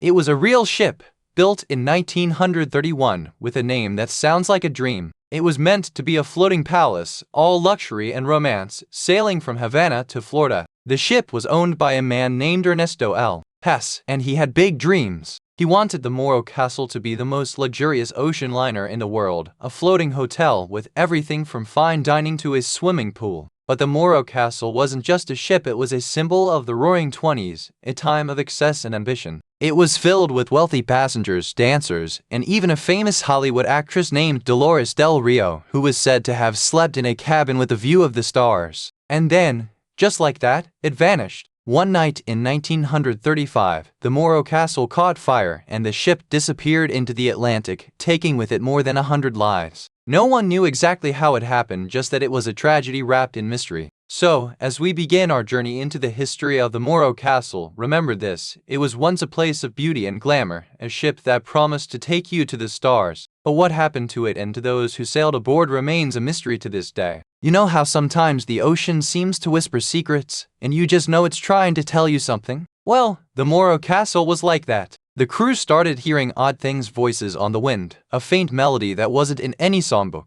It was subtle, but you could feel it, like the ship was breathing with a different rhythm. Then came the lights, not the kind you see at night, but something more natural. Some said they saw a glow on the water, others claimed they saw the ship itself flickering like a candle in a storm. The crew got uneasy, but they brushed it off as their imaginations running wild. Or maybe the sea was playing tricks. Then, the temperature dropped. Not just a chill, but a cold so sharp it made your bones ache. The crew started shivering, even in the middle of the day. They blamed the weather, but the cold was coming from the ship itself, like it had a will of its own and was trying to freeze them out. Finally, the compass started spinning. Not the kind of spinning you get from a storm, but something more intentional. The crew tried to fix it, but the needle just kept turning, as if the ship was no longer following the Earth's pull. You could feel it in your bones, something was wrong, and it was getting worse. You remember that night, don't you? The one when the lights went out and the sea whispered your name. The Moro castle was more than a ship, it was a living thing, breathing with the tide, alive with the souls of those who had already gone. The fire started in the galley, a small spark that turned into a roaring inferno. The crew scrambled, but the heat was relentless, and the smoke it crept like a ghost through the corridors, stealing breath and sanity. Then came the screams, no, not screams, just silence. The kind that makes your blood run cold, the kind that lingers in the air like a promise of something coming. And then, the lights went out, and the ship vanished into the dark. The last thing they heard was the captain's voice, calm and steady, saying, "We're not lost. We're just going home." And with that, the Moro castle disappeared, leaving only the sound of waves and the whispers of the sea. To this day, some say they hear the Moro castle in the distance, just beyond the horizon, carrying the voices of those who never made it home. And if you listen closely, you might just hear the sea singing their names. One of the most chilling accounts comes from a dockworker who swore he saw a woman in a white dress drifting past the ship's stern, her face obscured by the mist. He said she looked like she was walking on water, and when he tried to call out, she vanished into the fog. Another survivor described hearing voices in the hold, speaking in a language no one on board understood. They weren't just whispers, they were a chorus, layered and haunting, like a ghostly lullaby drifting through the ship's bones. Some of the most unsettling testimonies came from the crew. A first mate reported seeing a light flickering in the engine room, though no one was there. A pulse like a heartbeat, and when he approached, it vanished as if it had never been. One final account from a survivor who later died in a car accident described a shadowy figure standing at the helm, looking out to sea. He said it wasn't a ghost, it was someone who had never left the ship, waiting for the moment the world would remember them. The investigators started by retracing the Moro castle's final voyage, piece by piece. They combed through shipping logs, weather reports, and the testimonies of those who had sailed with the ship. What they found was more than a timeline, it was a puzzle of unanswered questions. They found that the ship's radio logs were mysteriously blank for the hours before the final distress call. No one knew if the crew had been silenced, or if they had simply vanished from the record. It was as if the ship had slipped into a void of its own making. Then there were the crew's personal effects left behind in their quarters, untouched, as if time had stopped. A man's tie, a woman's pearl necklace, a child's toy. They were all still in place, waiting for someone to find them. Some said the crew had been taken by the sea, others whispered of a curse. But the investigators found something even stranger. The ship's last known position was near the same place where the wreck of the Titanic had been found years before. It was as if the sea had remembered the Morro Castle, but not in the way the world did. It had kept its secrets, and now it was waiting for someone to listen. You know, there's one thing they never explain. The one detail that's just missing. Like a puzzle piece that vanished before the puzzle was even made. The fire was out, the ship was gone, and the passengers were never found. But what about the ship's bell? They say it was still ringing when the last man left the deck. And that's the thing. No one's ever found the bell. No one's ever heard it again. Just a ghost of a sound, and a story that's still missing one piece. So, what do you think? Was it a trick of the light, or did that bell really keep ringing long after the ship was gone? You've heard the tales of the Morro Castle, but what about the whispers that still float through the old docks? Some say the crew never truly vanished, just reformed. They say the captain, Frank Pedroza, didn't die in the fire. He was seen later, walking the streets of Havana with a new name and a haunted look. Others believe the ship's ghost never left the sea. Sailors say they can still hear the sound of its bell echoing through the waves, calling for help. And then there are the locals who insist the Morro Castle is never a ship at all but a prison for souls, a place where the living are never truly safe. So, what do you think? Did the Morro Castle vanish, or did it simply choose to stay hidden, waiting for the next curious soul to listen? And so, the Morro Castle disappears into the sea, and with it, the last of the crew. But the mystery doesn't end there. To this day, no one knows exactly what happened that night. Some say it was a storm, others say it was a curse. But the truth remains buried, just like the ship itself. The Morro Castle is gone, but its story isn't. It lingers in the waves, in the wind, and in the hearts of those who still listen. And so, the mystery remains, waiting for someone to hear it, to believe it, and to finally uncover the truth. You ever notice how the ocean holds secrets better than any book? It whispers in ripples, hums in tides, and sometimes it forgets to tell us what it knows. The Morro Castle was a ship that carried more than just passengers. It carried dreams, love, and the weight of the world. And then, it vanished like a memory you can't quite grasp. Sometimes, the stories we tell aren't about the ghosts, they're about the people who never got to finish their own. And so, we leave the Morro Castle with more questions than answers, like the tide, always pulling, always returning, sometimes to the shore, sometimes to the deep. But remember, dear listener, there's always another story waiting, just beyond the fog. And perhaps, just perhaps, the next tale is already listening. Quick word from our sponsor. If this sounds like something you'd enjoy, take a look at the Stanley Quencher 40 Oz tumbler. There's a link and a QR code on screen right now, and in the description below. Alright, back to it. You've heard of the Titanic, but have you ever heard of the Morro Castle? A grand ocean liner, sleek and fast, that vanished in the early 1930s like a ghost ship in the Atlantic, never to be found. It was the pride of the Caribbean, a floating palace for the wealthy, with marble floors, silk drapes, and a reputation for lavish parties and scandalous affairs until it was gone, like a dream. The Morro Castle became a ghost story, whispered about in marinas and taverns, a tale of mystery and tragedy that still lingers in the water, waiting to be remembered. So, let's take a walk with me through the shadows of this lost ship. Where did it go? And what, if anything, is still waiting for us in the deep? You remember the 1930s, don't you? The golden age of travel, when the world felt like it was on the cusp of something grand. The Morro Castle was supposed to be that something, a floating palace, a symbol of American glamour, built for the wealthy, dreamed up by the bold. It was built by a man named Henry H. Flagler, who had made his fortune in oil and railroads, and then turned to the sea. He saw the ocean as his new frontier, and the Morro Castle as his masterpiece, a ship that would carry the elite to the tropics with style and splendor. It was launched in 1936, a marvel of engineering and opulence. It had a ballroom, a swimming pool, a movie theater, and even a gym. It was meant to be a symbol of American innovation and ambition until the night it met its fate. But the Morro Castle wasn't just a ship, it was a dream, and dreams can be fragile. The very thing that made it so grand, its speed, its beauty, its ambition, would also lead to its downfall. And that, my dear friends, is where the story really begins. You remember the sky that day, don't you? A pale, washed-out blue with the faintest hint of smoke, like the world was holding its breath. The Morro Castle was supposed to be a marvel, but something about that sky felt off. The crew noticed at first a strange silence, like the sea had forgotten how to make waves. No creaking, no groaning, just stillness. The kind that makes your spine tingle before you know why. Then came the first real sign, lights flickering in the engine room,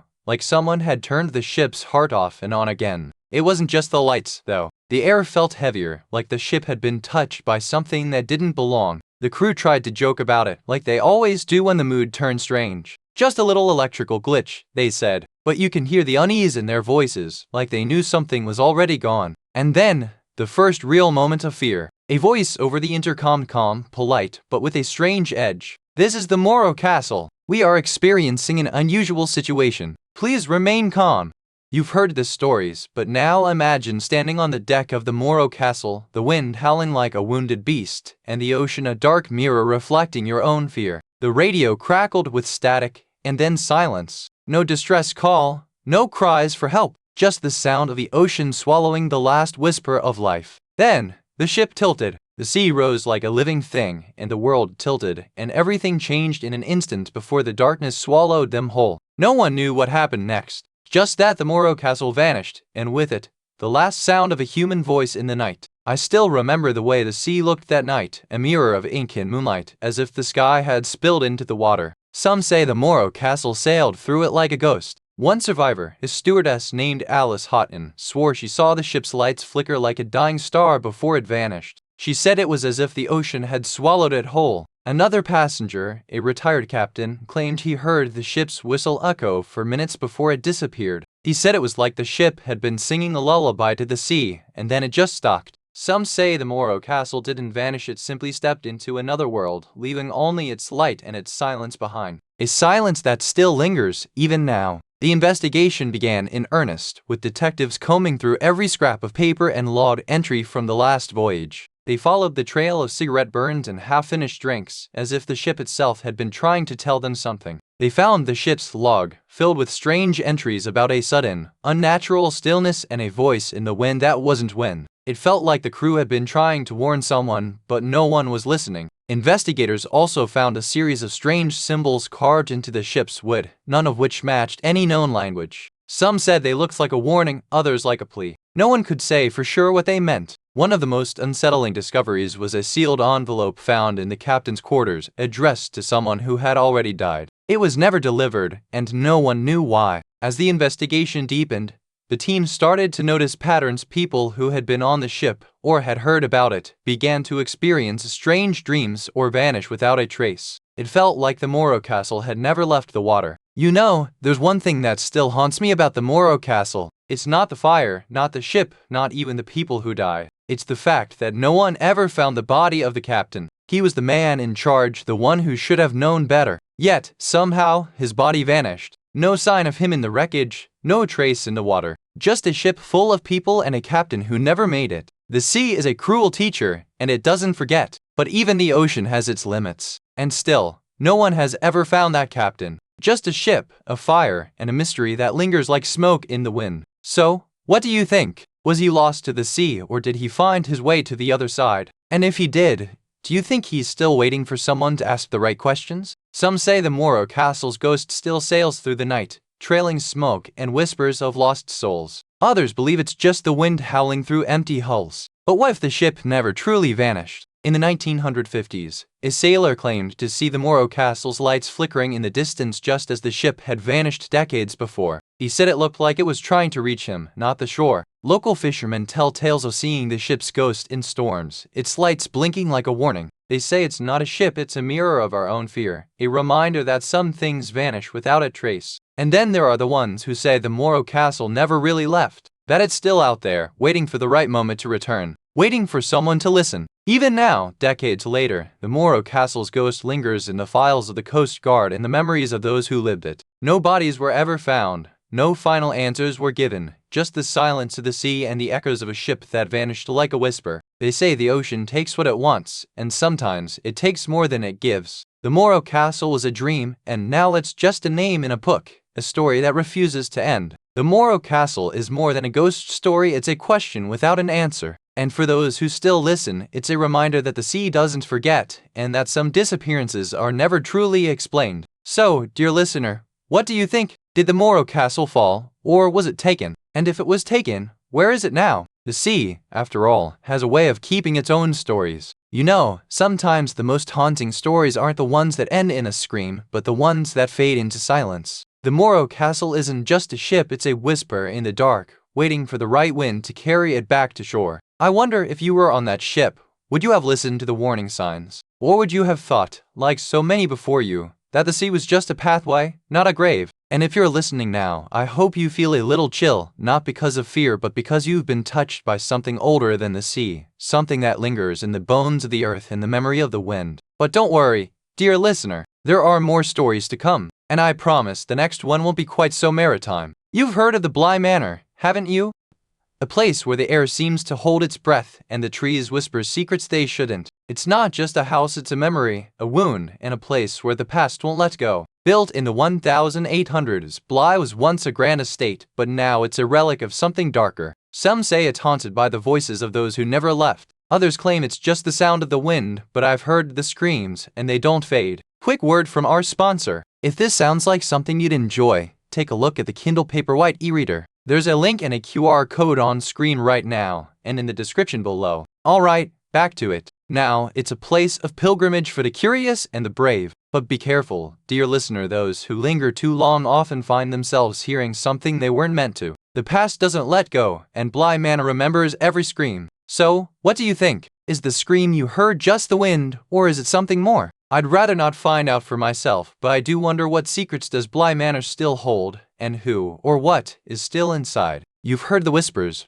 but have you ever wondered who first heard the screams? Back in 1880, a wealthy family named the Blys moved into this grand estate, thinking it was a place of comfort and legacy. But the house had a different idea. The Bly family brought with them a mix of wealth, ambition, and secrets. The matriarch, Anne Bly, was a woman of sharp intellect and even sharper ambition, determined to make her mark on the world and her family's legacy. The house, however, had other plans. It had seen many families come and go, but none like the Blys. They were the ones who first heard the whispers in the halls, the laughter in the empty rooms, and, most disturbingly, the screams that echoed through the night. It was said that the house had a voice of its own, and the Bly family was the first to listen. But what they heard was not a warning, it was a call. A call to something that had been waiting for them for years. And so, the house began its work, not with hands but with whispers, with echoes, with the sound of a child's laughter in an empty room, and with the screams that would never be forgotten. You ever notice how the first signs of something wrong are always the quietest? Like the creak in the floorboards, the faint scent of lilacs in a room you never had a window for. It's the kind of thing you dismiss as imagination, but it lingers. The house at Bly Manor had its own rhythm, like a heartbeat that didn't match the world outside. You could hear it in the silence between the creaks,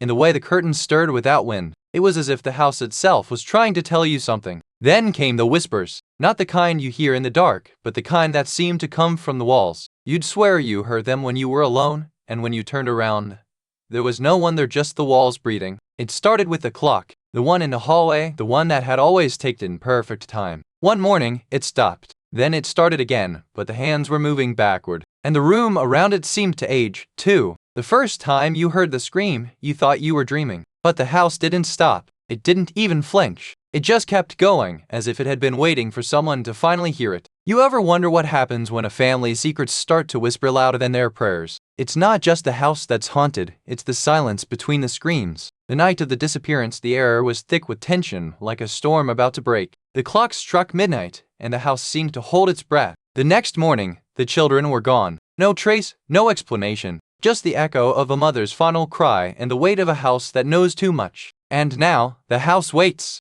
for the next family to arrive, for the next secret to be unearthed. It doesn't forget. It just waits. I've spoken to a few elderly locals who insist they heard the whispers in the woods near Bly. One man said they sounded like a child crying, but when he went to check, there was nothing but a broken branch and a cold wind. Another woman, who lived nearby in the 70s, claims she saw a figure in the distance just before the lights went out. She said it looked like a young girl, but she couldn't tell if it was real or just her imagination. Some say the screams come from the house itself, echoing through the halls like a child trapped in a nightmare. Others say it's the voices of the past, trapped between the walls and the windows. There are those who claim to have felt the cold, even in the middle of summer. A chill that lingers, like the memory of a forgotten sorrow. Some say it's the house remembering what it once held. And then there are the ones who never came back. They say the house calls to them, worrying them with whispers and silence. but no one knows for sure what happens to those who listen. We followed the trail of whispers to the old Bly estate, where the air smelled of damp wood and old secrets. The house stood like a hunched figure, its windows like hollow eyes watching us. Inside, the floorboards creaked like old bones, and the silence was louder than any sound. It felt like the house was holding its breath, waiting for something to happen. The investigators found old letters tucked in the cracks of the walls, written in a frantic hand. They spoke of a child's laughter, a mother's scream, and a door that never closed. Then there was the sound soft, like a child's whisper, echoing through the halls. It wasn't the wind. It was something else, something that had never left. And in the end,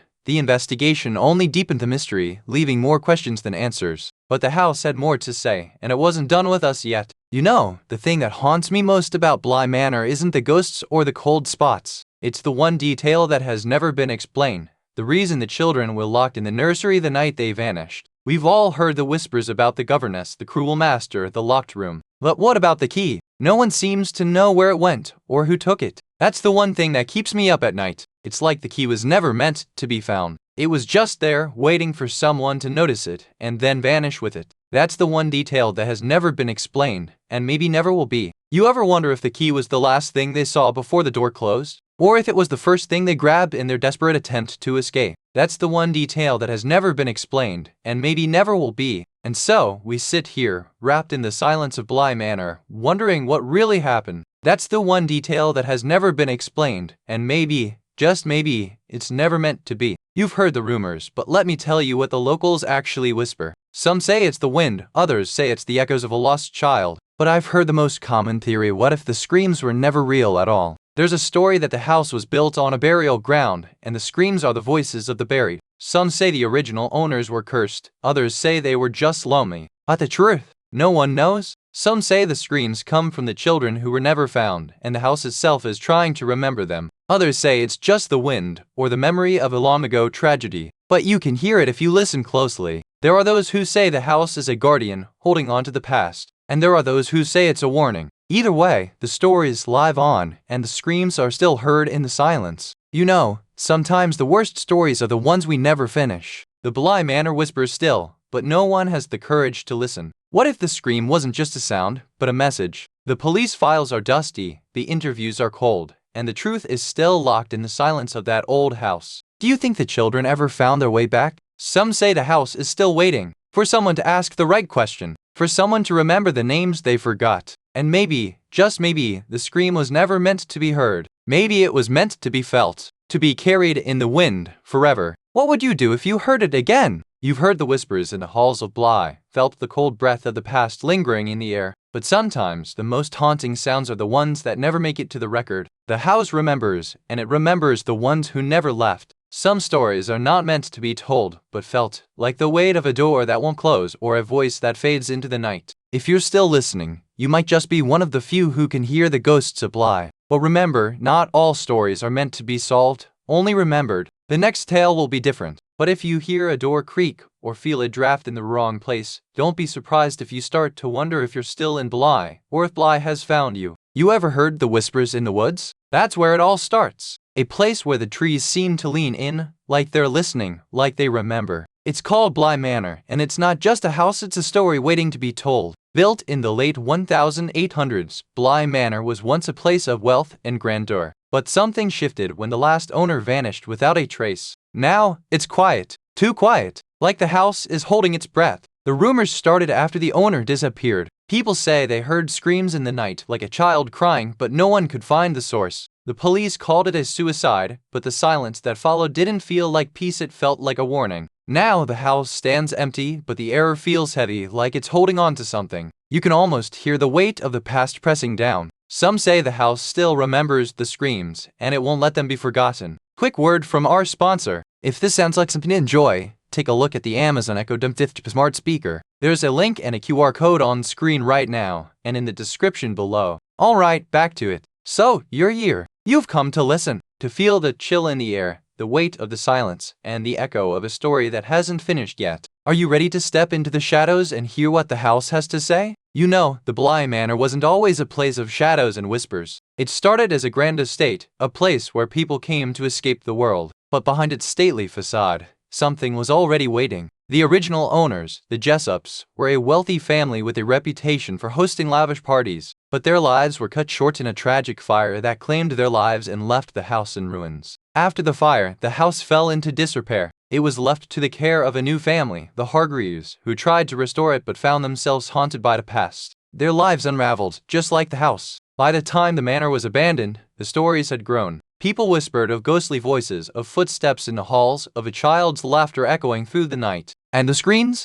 They were never heard, only felt. And so the manor became a place of legend, a place where the past refused to stay buried. Oh, what really happened? That's the question that still lingers in the silence. You remember how the first night at Bly Manor was supposed to be quiet, right? Just a little bit of wind, a few creaks in the old wood, and a kind of silence that feels like it's holding its breath. But then, the first real sign came, not a scream, not a howl, but a sound that made your skin crawl, like the house was whispering in a language you could barely understand. It was then that you realized the silence wasn't holding its breath, it was waiting for something to wake up. And you knew, with that first strange sound, that you weren't just visiting Bly Manor, you were walking into something that had been waiting for you. You ever wonder what happens when a house holds more than just memories? This one held a scream. No one heard it, but it echoed in the walls, waiting for someone to listen. One night, a child vanished. No footprints, no witnesses, just a door left ajar in a silence that felt too heavy to bear. The house seemed to hold its breath. No one ever found the child. The house didn't speak, but the air felt different, like something had been taken, and the silence was its ghost.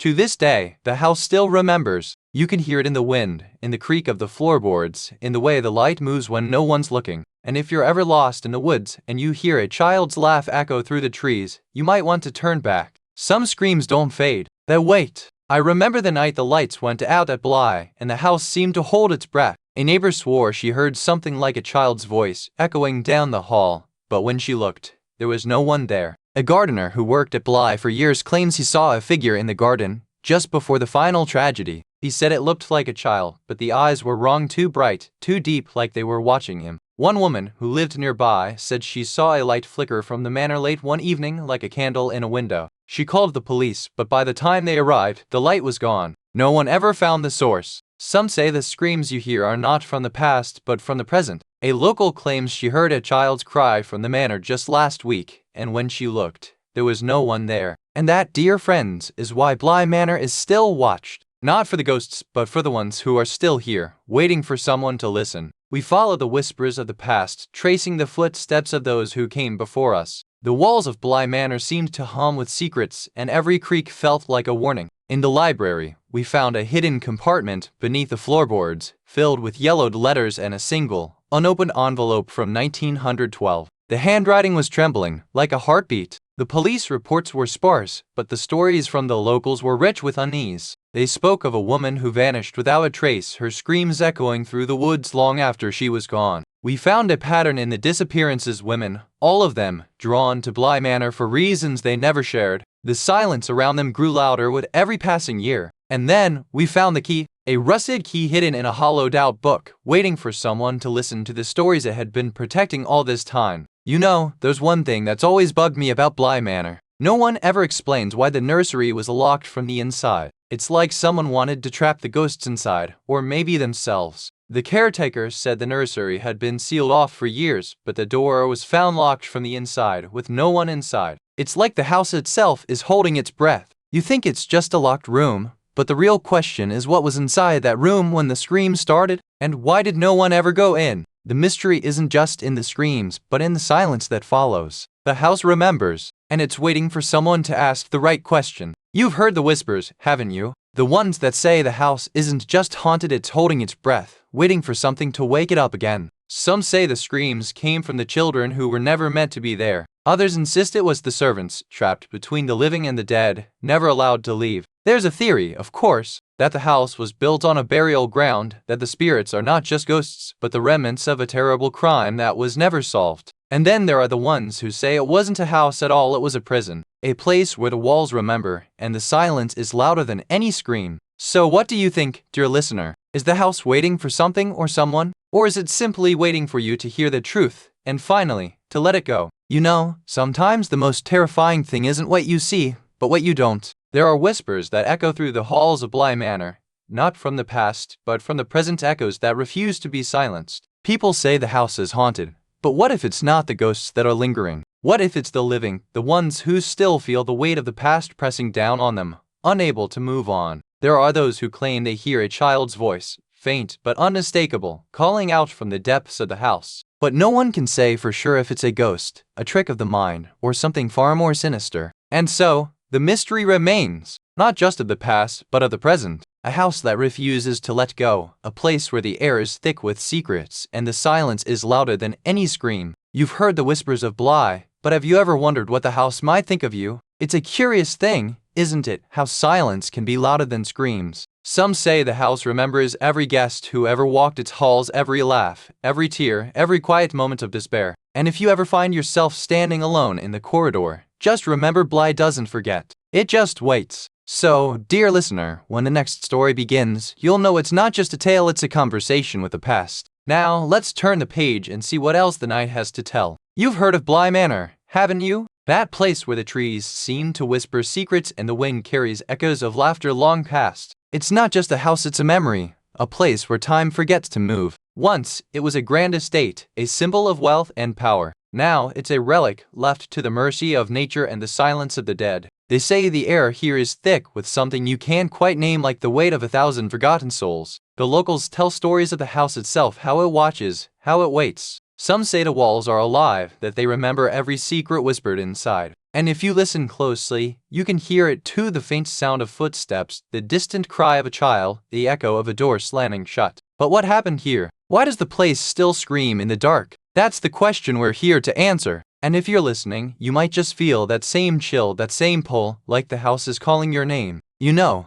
the first whispers of Bly Manor came from a letter written in 1901, a note tucked between the pages of a family heirloom. It spoke of a manor on the edge of the woods where the wind howled like a lost child. The letter was penned by a young woman named Alice, who had been sent there as a governess, her family expecting her to bring order to the chaos of the house. But the house had other ideas. It was built by a man named Henry Bly, a wealthy industrialist with a secret past. His wife had died under mysterious circumstances, and the house became a monument to his grief. The house, once a place of hope, became a prison of sorrow. Alice found herself trapped not just by walls, but by the memories that clung to every corner like shadows. Quick word from our sponsor. If this sounds like something you'd enjoy, take a look at the Apple AirPods 2nd generation. There's a link and a QR code on screen right now, and in the description below. Alright, back to it. And so, the story of Bly Manor began not with his scream, but with his silence that grew louder with every passing day. You remember the first time you heard that sound, don't you? A whisper, just a breath, like someone was trying to say your name. Then it stopped, and the silence felt heavier than the night. It was just after midnight, the kind of night where the world seems to hold its breath. You were alone, but the feeling wasn't of loneliness, it was of being watched. You told yourself it was just the house, just the way the wind played tricks on your mind. But then the phone rang, and it was your own voice on the other end, asking if you were okay. And then you started seeing things, shapes in the corners of your vision, shadows that didn't belong. You told yourself it was the cold, the old house, the way the walls remembered everything. But the whisper grew louder, the footsteps closer, and you realized, with a chill that ran deeper than the cold, that you weren't the only one who remembered the past. You know, sometimes the most terrifying silence is the one that follows a scream. Imagine standing in the grand ballroom of Bly, the chandeliers casting long, flickering shadows, and then nothing. Just the sound of your own breath echoing through the empty halls. That scream, no one heard it, not even the servants. It was as if the air itself swallowed the sound, leaving only the weight of what was said and the silence that followed. The next morning, the house was still. The maids found the door to the east wing locked from the inside, and the key was missing. It was as if the house had decided to hold its breath. No one spoke of it that night. The air was thick with something more than fear. It was the kind of silence that lingers in the bones, the kind that makes you wonder if you were ever truly alone. And then, the screams stopped. The house held its breath, and the silence became the only thing that remained. I've heard from a few folks who swear they saw the light flicker in that old nursery window long after the house had been abandoned. Some say it looked like a child's lamp, still glowing in the dark. One lady from the town said she heard a voice calling her name just before the lights went out. She said it sounded like a little girl, not a grown woman. A man who used to work on the property told me he once saw a shadow move behind the attic door just before the storm rolled in. He said it looked like a child, but it was too tall for any real kid. There's even a letter from a woman who said she saw a ghostly figure standing at the foot of the stairs, holding a teddy bear. She said it looked just like the one her daughter used to sleep with. These stories are just tall tales. They're pieces of a puzzle we're still trying to solve. And I can't help but wonder what happened to that poor child. We started by going through the old records, and what we found was nothing short of strange. The house had been reported as a place where people simply vanished without a trace. One entry, in particular, stood out: a name, a date, and a single word screamed. We looked it up, and it turned out to be the last known sighting of a young woman who disappeared in the early 1900s. But something about this place felt different. The deeper we got, the more we noticed that the record stopped abruptly, like someone had deliberately erased the truth. Then there were the strange symbols we found carved into the woodwork like an ancient language or a warning. They weren't just decorations, they felt like a message left behind. We tried to cross-reference the symbols with local folklore, but nothing matched. It was as if the house had its own secret language, one that no one else had ever understood. You ever wonder what the one thing is that no one ever figured out? The thing that's been gnawing at the edges of every story, every theory, every rumor. The one thing that just isn't explained. It's not the ghost, not the screen, not the curse. It's something smaller, something that slips through the cracks of every account, like the echo of a whisper that only you can hear. And you know what's strange? The more people try to explain it, the more it just disappears. Like the scream itself, like the house, like the memory of it all. So here's the thing. Maybe it was never meant to be explained. Maybe it was just meant to be felt. And maybe, if you listen closely enough, you'll hear it too. You've heard the rumors, the ones that start in the back of the tavern and end up in the local paper. Some say the Bly Manor isn't haunted, it's cursed. Others say the ghosts are just trying to protect something. There's the old tale of the gardener who vanished in the 1940s, last seen trying to dig up a stone that wasn't there. Some say he was searching for a lost child. Others say he was searching for a secret. And then there's the woman who claimed to hear her husband's voice in the walls, but never found him. She said he was still alive, just trapped in the house, waiting for her to come back. Some say the house remembers, and the stories are just the echoes of people who never left. Others say the house is just a place, and the screams are the ones we all carry inside. You ever wonder if the house is trying to tell us something, or if we're just hearing what we want to hear? Or maybe it's just waiting for someone to listen. There's something about the silence that unsettles you more than the screams. Maybe it's the weight of what's left unsaid, the way the air holds its breath, waiting for the next cry to break through. You wonder if the house remembers the voices it once carried, or if it's just the wind that's been whispering through the rafters, echoing the pain that never left. And then there's the question no one dares ask. What if the screams weren't just a memory, but a warning? What if the house is still waiting for someone to listen? So you stay, you listen, and you wait for the next voice to rise from the darkness. Not because you want to, but because you have to. That's the curse of the Bly Manor. You've heard the echoes of Bly,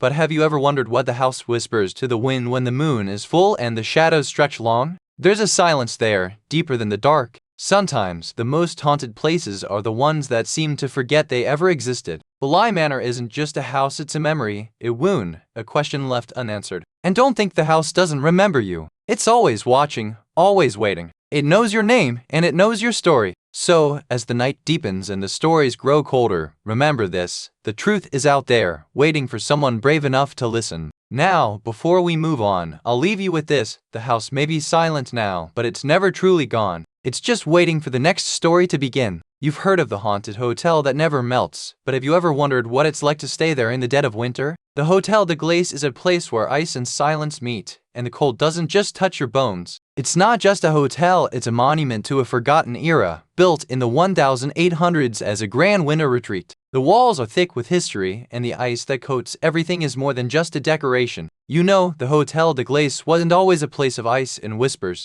It started as a grand hotel in the early 1900s, a place where the wealthy came to escape the summer heat and enjoy the cold, crisp air of the mountains. It was built by a wealthy businessman named Lucien Voyage, who had a vision of creating a retreat where the rich could mingle, dine, and drink under the stars, all while being surrounded by the majesty of the natural world. But Lucien had a secret. He believed in the power of ice to preserve not just memories, but also the essence of life itself. So he commissioned an architect to build a hidden chamber beneath the hotel, where he would store his late wife's frozen body, believing it would keep her spirit alive. The chamber was filled with ice, so thick it was said to glow faintly in the dark. And there, in the center, Lucien kept his wife's body, wrapped in silk and surrounded by roses, frozen in eternal slumber. But the ice didn't just preserve the body, it also preserved the sorrow, the love, and the grief that had been buried with her. And when the hotel was eventually abandoned, the sorrow didn't stay buried either. You remember the way the wind would howl through the cracks in the old Hotel de Glace, like it was trying to get in. But then it started to sound different, like it was coming from inside the walls, not the air. The staff started to notice things, doors slamming shut when no one was near, voices echoing through empty corridors, and the faint smell of cold, damp stone in rooms that had never been used. One of the waiters claimed to see a figure in the lobby just before the lights flickered out. He described a tall, thin man in a tuxedo standing by the grand piano, but when he went to check, there was nothing there. Then came the whispers, not just in the hallways, but in the rooms. Some said they heard their own names called from the darkness, while others heard nothing at all until they woke up with a chill running down their spine. The hotel had always been a place of luxury, but now it felt like something else entirely. A place where the past was not just remembered, it was waiting. Quick word from our sponsor. If this sounds like something you'd enjoy, take a look at the Kindle Paperwhite e-reader. There's a link and a QR code on screen right now, and in the description below. Alright, back to it. You ever wonder what happens when a hotel turns cold? Not just chilly,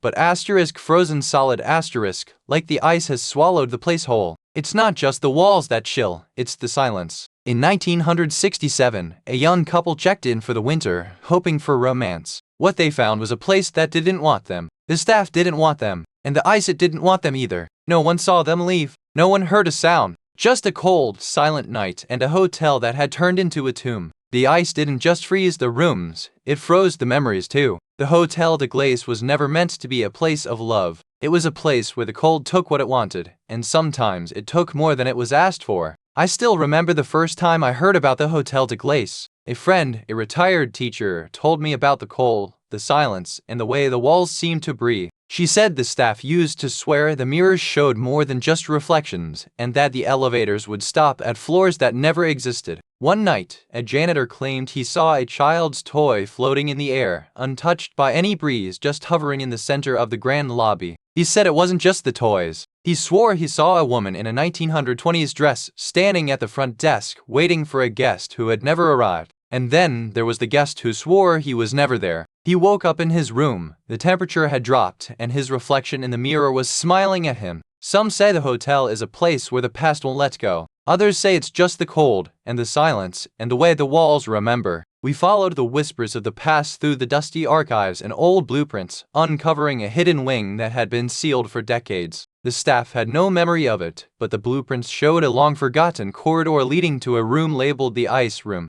The door was rusted shut, but with a gentle push, it groaned open to reveal a narrow hallway lined with frost-etched mirrors. The air was so cold it felt like standing in a freezer, even with the door open. One jar had a name we recognized, Lena Hartman, 1947. Her disappearance was never solved, but the records here suggested something else, something far more sinister than a missing person. The deeper we looked, the more we realized this wasn't just a room. It was a prison, a vault, a place where the hotel had hidden its darkest secrets that still lingered in the ice. You've heard the stories about the Hotel de Glace, but there's one thing they never explain. What happened to the first guest who checked in on the night of the Great Snowfall? The records say he was a French nobleman, but no one remembers his name. Just that he vanished the morning after the snow stopped falling. They say he was looking for something, maybe a secret room, or maybe a lost heirloom. But no one knows what he was searching for, or why he didn't come back. And that's the one thing that still haunts the hotel. Not the cold, not the ghosts, but the mystery of what he was after and why he never found it. They say the Hotel de Glace isn't just cold, it's cursed. Some say the ice never melts because the spirits of the lost are trapped in the walls, unable to move on. Others whisper that the hotel's original owner, a reclusive ice sculptor, made a pact with the devil to keep his work eternal, only to be trapped himself in the frozen halls. There's even a theory that the hotel is a gateway to another world, and the ice is just the veil between the living and the dead, thin, but very real. And if you're ever lucky enough to hear a voice in the ice, don't respond. They say it's not a ghost, it's the hotel itself, reminding you that it's been waiting for you. You know, sometimes the most haunting things aren't the ghosts, but the questions that never get answered. What if the truth about the Hotel de Glace was buried deeper than the snow ever could? The last letter from a vanished guest was found in a desk drawer, written in a trembling hand.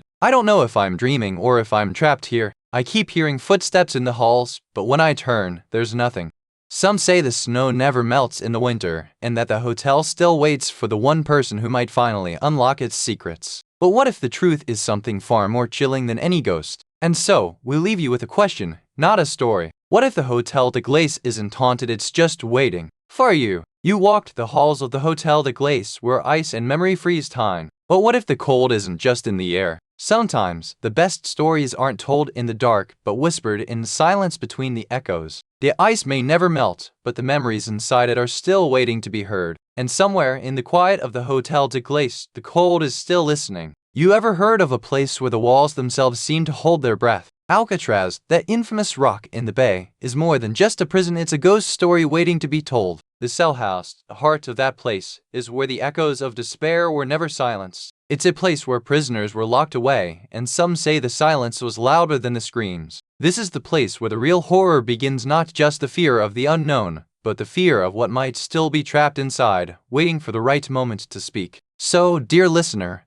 are you ready to step into the cell house and hear what the silence has been hiding for over a century? Or will you let the fear of the unknown keep you from the truth? You know, the cell house wasn't just a place to lock up the worst of the worst, it was a place where the worst of the worst was made to feel the weight of every wrong they'd ever done. It started in 1934, when the federal government decided to build a prison that would be both a fortress and a deterrent. They wanted to make it so secure, even the guards wouldn't be able to escape. The men who were sent there, gangsters, bank robbers, and killers, were more than just criminals. They were also men who had made choices that changed lives forever, including their own. And then, there were the guards. Some of them were just doing their job. Others, well, some of them were hiding their own secrets behind the bars. So, the cell house became more than a prison. It became a place where power, fear, and silence collided. And in that silence, sometimes you can still hear the echoes of what happened. You remember the first time you heard the water dripping, right? Not the normal kind, but something like it, except it didn't sound like water at all. It sounded like someone was crying, and it was coming from the cell block itself. It wasn't just the sound. You could feel it in your bones, like the place was holding its breath. And when you looked around, you couldn't find a single source for the sound.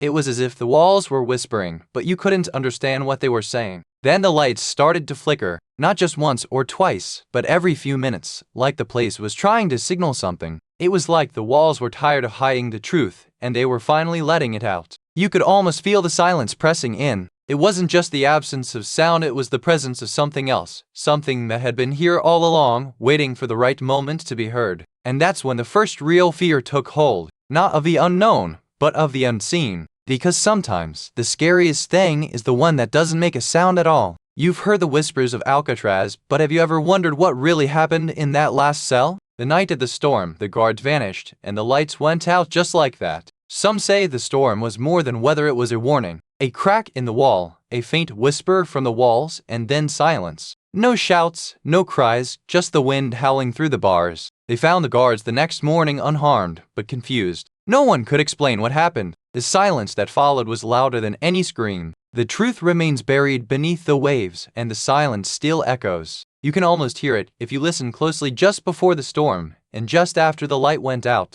I've spoken to a handful of people who say they've heard the sound of chains rattling in the cell house late at night. One man told me it was like 1,000 iron links clinking together, echoing through the stone walls like a ghost trying to escape. Another woman claimed she saw a figure in the distance, moving like smoke through the prison corridors. She said it looked like a prisoner, but it never stopped moving, just kept walking, never turning back. One of the most unsettling stories comes from a woman who said she heard a child's voice crying in the dark. She couldn't tell if it was real or imagined, but she swore she felt the cold air shift when it stopped. Some say the cell house doesn't just haunt the living, it haunts the memories of those who were there. And if you listen closely, you might just hear the echoes of a voice that never got to say its final words. The investigators moved through the cell house like ghosts themselves, their footsteps echoing in the empty corridors. They were looking for something, anything that might explain the strange sounds and the unshakable sense of being watched. Quick word from our sponsor. If this sounds like something you'd enjoy,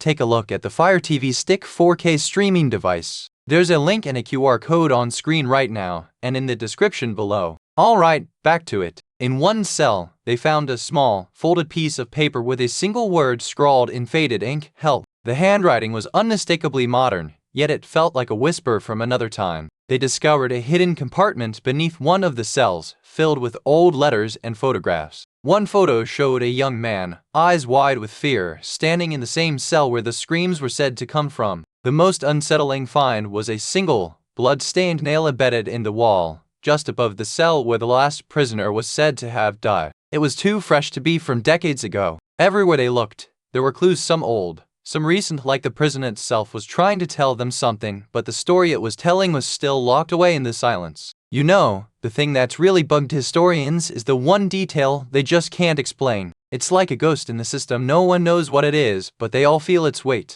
They say it's something the guards didn't want to talk about, or maybe it's something the prisoners took with them when they left. But no one can say for sure. Some say it's a hidden room. Others say it's a name, something that got erased from the records. But what if it's not a place or a person? What if it's something else entirely? The truth, you see, is often the quietest thing of all. And sometimes the silence is louder than any scream. Some say the cell house still echoes with the voices of the men who once screamed for help, but no one ever heard them. Others claim the sound was just a wind or the echo of the water below. In the 1950s, a group of prisoners started hearing strange noises at night, like footsteps or whispers coming from the walls. They never found the source, but they all swore they heard something alive. Local legends say that if you walk the cells alone at midnight, you might hear the sound of a man calling for his wife only to realize she's never been there. Some believe the cell house is haunted by the spirit of a man who never got his day in court, while others say it's the ghost of a woman who never got her freedom. And then there are those who say the real horror isn't the ghosts but the silence, because sometimes the loudest screams are the ones that never come out. You know, the real mystery isn't just the ghosts, it's the silence. No one knows what happened to those men, not really.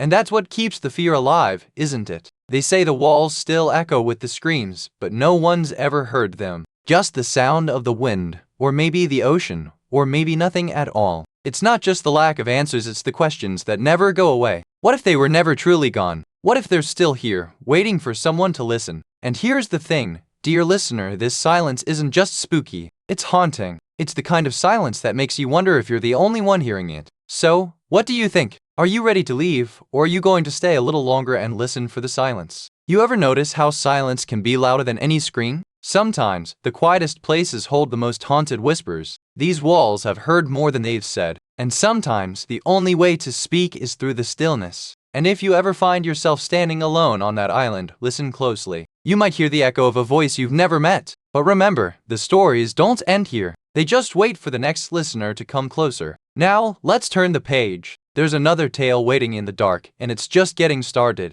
You've heard of the ocean's secrets, but have you ever heard of a ship that vanished like a whisper in the night? The SS Morro Castle, once a jewel of the Caribbean, now lingers in the minds of those who remember its tragic end. Built in 1931, it was more than a ship, it was a floating luxury hotel, a place where the rich and famous came to escape the world. But even the most opulent places can have a dark side. You know, the Morro Castle wasn't just a ship, it was a floating palace. Built in 1931, it was the pride of the American Caribbean Line, a sleek, Art Deco masterpiece that could carry over 1,000 souls across the Atlantic. But even palaces have their secrets. Designed by the same architects who built the Waldorf Astoria, it had every luxury you could imagine: gilded ballrooms, lavish dining halls, and even a rooftop pool. But it wasn't just about the glitz, it was also about the glamour of the passengers. The ship's captain, William T.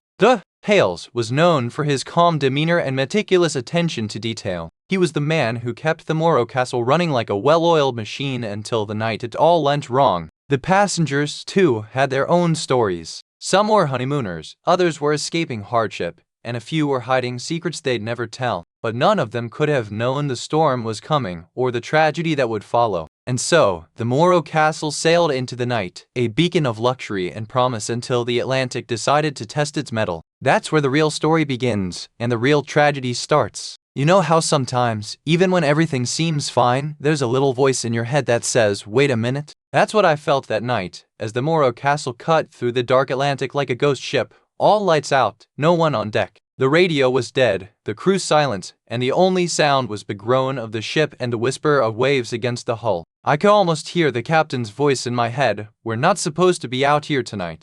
I looked up at the sky, trying to make sense of it all. The stars were there, but they felt distant, as though the world had shifted just a little, and we were floating in a place that wasn't quite real. And then, just as I was about to scream, I saw a flicker of light, like a candle in the dark, coming from the bow. It wasn't the ship. It was something else, something watching. You remember the night the Morro Castle slipped away, like a whisper into the dark. The last light on the deck went out just as the sirens began. The radio crackled with static, then silence. No distress call, no warning, just the sound of waves and the wind and the ship fading into the Atlantic like a dream. They searched for weeks, but all they found were whispers. Some said the sea had swallowed the ship whole. Others said it was a warning, a message in the dark. And then, just like that, the Morro Castle vanished. No one knew where it went. No one knew why. Only that the night it disappeared, the sea seemed to hold its breath. I remember the old mariner telling me about the Morro Castle, how the sea whispered its secrets to those who dared to listen. He said the wind carries the sound of a woman's voice, soft and mournful, as if she is still waiting for someone to answer. One woman swore she saw a figure on the deck, dressed in white, her face hidden beneath a veil. She said the figure never moved, just stood there, looking out at the horizon like she knew something we didn't. Another survivor claimed to hear a child's laughter in the dead of night, echoing through the ship's corridors. It wasn't the laughter of a living child, but something older, something that had no place on this world. There's a sailor who insists the Morro Castle still lingers in the Caribbean, not as a ghost, but as a warning. He says the sea remembers, and it doesn't forget those who dared to challenge its will. Some say the Morro Castle is still out there, waiting for the right moment to return, and some say it never left at all. The investigators combed through every log and ledger, but some records simply vanished. It was as if the ship had been erased from history, leaving only whispers in the dark. They found names of crew members who had never been listed as missing, and others who had been reported dead but were never recovered. The deeper they dug, the more they realized that the ship had not just disappeared, it had been hidden, its fate sealed in silence. There were even rumors of a ghostly ship appearing in the distance on stormy nights, just before the tragedy was to unfold. And yet, no one could say for sure if it was a ghost or just a memory, clinging to the edge of reality like a shadow at the end of the day. You know, the one thing that's still got everyone scratching their heads is this: the Morro Castle was a floating hotel, but not one of them fancy ones. It was a cruise ship, yes, but it was built for the wealthy, and yet it vanished like it was never there. There are theories, of course. Storms, mechanical failures, even sabotage. But none of it adds up. The ship was in perfect condition, and yet, it just disappeared. No distress calls, no wreckage, just silence. The most haunting part? The ship was never found. Not even a single piece of it. Just gone, like it was never meant to be seen again. And that's the one thing that's never been explained. Quick word from our sponsor. If this sounds like something you'd enjoy, take a look at the Fire TV Stick 4K streaming device. There's a link and a QR code on screen right now, and in the description below. Alright, back to it. So, what do you think? Was it a trick of the sea, or did something else take it? The Morro Castle may be gone, but its story isn't. And neither is the question that's been left unanswered. You've heard the tales of the Morro Castle, but what about the stories the locals still tell? Some say the ship's ghost still lingers in the harbor, watching the waves with a hollow stare. Others believe the ship was cursed the moment it left port, and its fate was sealed by the hands of those who tried to control it. What if the real tragedy was never the fire, but the greed that led to it? There are whispers of a hidden compartment on the ship, where secrets were kept and sins were buried. Some say the crew knew what was coming, but no one would listen. Even today, some say you can hear the ship's bell in the silence of the night, a lonely sound that echoes through the bay like a warning from the past. And if you're ever in the area, be sure to listen closely. The Morro Castle may be gone, but its voice is still here, waiting for someone to hear it. You know, sometimes the worst mysteries aren't the ones that end in blood, but the ones that just stop. The Morro Castle didn't crash. It vanished, and no one knows why. What if the real horror is the silence that followed? They say the ocean remembers, that it swallows the truth and spits it out in the shape of whispers. But the ocean has no mouth. It just waits. For what? For the truth to rise again? We've searched for decades. Every lead, every clue, every name has led to a dead end. But the Morro Castle isn't just a ship, it's a question. And questions, like ghosts, don't stay buried. So here's the thing, dear listener, if you're listening to this story, it's because you're still curious. And that's the real ghost. Because even now, the Morro Castle lingers in the silence between the waves. Maybe the answer isn't in the deep. Maybe it's in the silence. Or maybe it's in you. Because sometimes the most haunting stories aren't the ones that end but the ones that begin again. You know, sometimes the most terrifying things aren't the ones that make noise. They're the ones that stay silent, like the Morro Castle itself, just a whisper in the wind and a question in the dark. We chase ghosts for answers, but sometimes the silence is the answer. The Morro Castle doesn't speak, but it watches. And it remembers. And so, we leave with more questions than answers, but that's the beauty of the unknown. It lingers like a memory that won't let go. But remember, dear listener, the sea is never truly done with us. It only waits for the right story, the right storm, and the right soul to listen. Now, if you'll excuse me, I have another tale to share, one that's waiting in the shadows, just like the Morro Castle. You've heard of the catacombs, of course, but have you ever imagined the whispers beneath Paris? Beneath the city's cobblestone streets lies a labyrinth of bones and history, where the dead still speak. These tunnels were once a dumping ground for the city's dead, but now they're a place of strange occurrences, footsteps in empty halls, voices that seem to come from nowhere, and a silence that chills the soul. Locals say the catacombs are haunted by the souls of those who died in the revolution, soldiers, prisoners, and the poor. They whisper secrets of the past, and some claim to hear them when they're alone. But it's not just the past that lingers here. Some say the catacombs are still alive with the energy of the living, those who have been lost, or those who have not yet found their way out. And if you're ever tempted to visit, remember this: the catacombs don't just take your body. They take your silence, your fear, and sometimes your soul. You know, the catacombs didn't start as a graveyard. They were once a place of reverence, a sacred space where the bones of the dead were laid to rest with care. Back in the 18th century, Paris was bursting with people, and the city's cemeteries were overflowing. So, they turned to the catacombs beneath the streets, a hidden world carved from the bones of the earth. They called it the Catacombs de Paris, a name that means bones of Paris. It was a place where the living met the dead, and where history was etched into every wall. And in those early years, the catacombs were not just a place of burial. They were also a place of ritual, of memory, of quiet reverence for those who had come before. But even then, there were whispers of the dead not resting, of voices carried through the tunnels, of secrets that refused to stay buried. You remember the way the air smelled that night,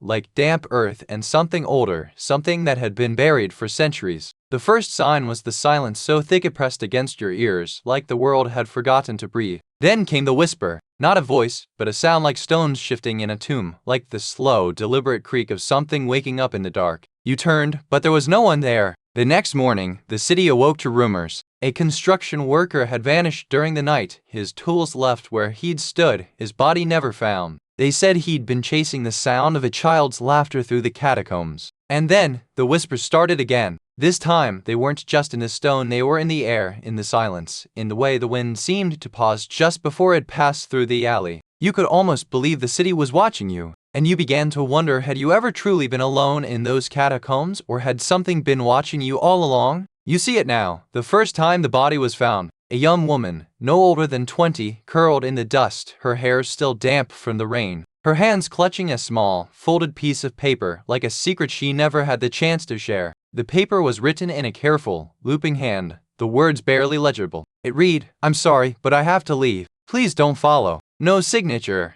No address, just a plea that went unanswered. They searched the catacombs for weeks, but the tunnels were too vast, too deep. And then, the whispers began, soft, almost musical, echoing through the stone, like a lullaby for the lost. The police dismissed it as a trick of the mind, but the whispers followed the searchers home. Some claimed they heard her voice, calling their names or pleading for help. Others said the voices were not her at all, but something else, waiting. And so, the case went cold. The woman's name was never found, her fate unknown. But the whispers never stopped. They still echo through the catacombs, waiting for someone to listen, someone to remember. I've spoken to several elderly Parisians who swear the catacombs are alive. One man said he heard a woman's voice calling his name in the dark, and when he turned, there was no one there. Another woman claimed she saw a child figure in the dust, but when she reached out, it vanished into the shadows. She said it looked just like her own grandson who died in the war. One priest who once led tours there said the silence was too heavy, like something was listening. He left the catacombs after hearing a whisper in Latin that he didn't recognize. And then there's the most recent report, a young woman who entered the catacombs alone and came out screaming, claiming she saw 1,000 eyes watching her from the walls.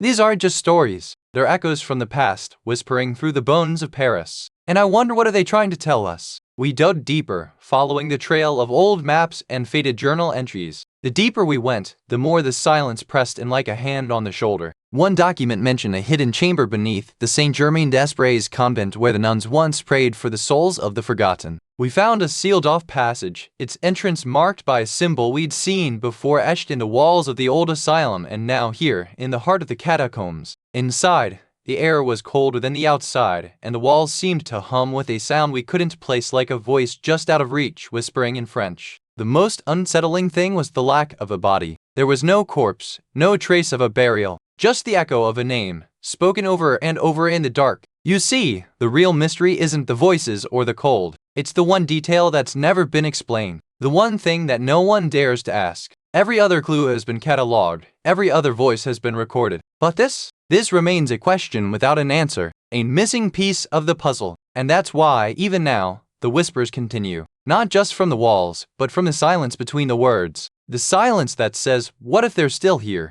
So, what do you think? Was it a mistake, or was it a cover-up? And if they were never found, what are they waiting for? To be found, or to be forgotten? Some say the catacombs are a gateway, a place where the living and the dead share the same breath. Others whisper that the bones down there don't belong to the dead at all. Quick word from our sponsor. If this sounds like something you'd enjoy, take a look at the Apple AirPods 2nd generation. There's a link and a QR code on screen right now, and in the description below. Alright, back to it. Local historians say the catacombs were built to hide the dead, but some believe they were built to hide something else, something that still moves through those tunnels. There's a story about a woman who disappeared in the 1930s, her last known words being, I hear them in the walls. No one ever found her, but some say they still hear her. Theories vary, but one thing is certain: the catacombs are not just a tomb. They're a mirror, reflecting back the fears and stories we carry with us. So, what do you think? Are we just visitors, or are we part of the story that's still being written in the bones beneath our feet?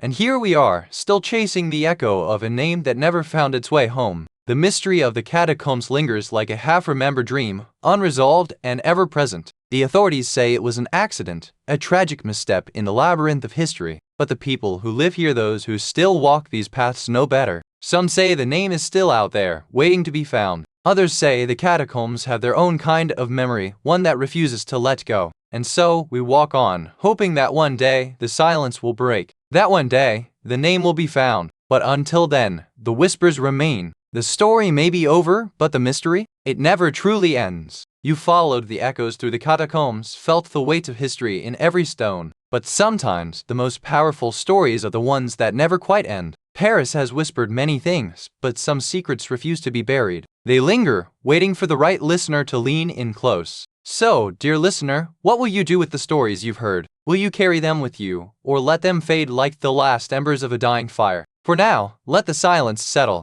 The catacombs have more to say, and I, for one, am eager to hear it. Until next time, remember, the past is never far and the stories are always waiting. You've heard of the Priory of Sion, haven't you? A place where whispers of ancient secrets and shadowy conspiracies have lingered for centuries. It's not just a ruin, it's a living memory of what once was. Built in the 12th century, this was once a sanctuary of knowledge and power, but now it's a place where time seems to pause and the air feels heavier than it should. Local legends say that those who wander too far into the priory don't return the same. Some say they're taken by the spirits of the scholars and monks who once called it home. There are stories of voices echoing through the halls, of footsteps that don't belong to anyone, and of a cold that lingers long after the sun has set. The Priory of Sion is more than just a place, it's a puzzle, a mystery wrapped in stone and silence. And somewhere, in the shadows, it's still waiting. You know, the Priory of Sion wasn't just a place, it was an idea, a dream that took root in the shadow of the French Revolution.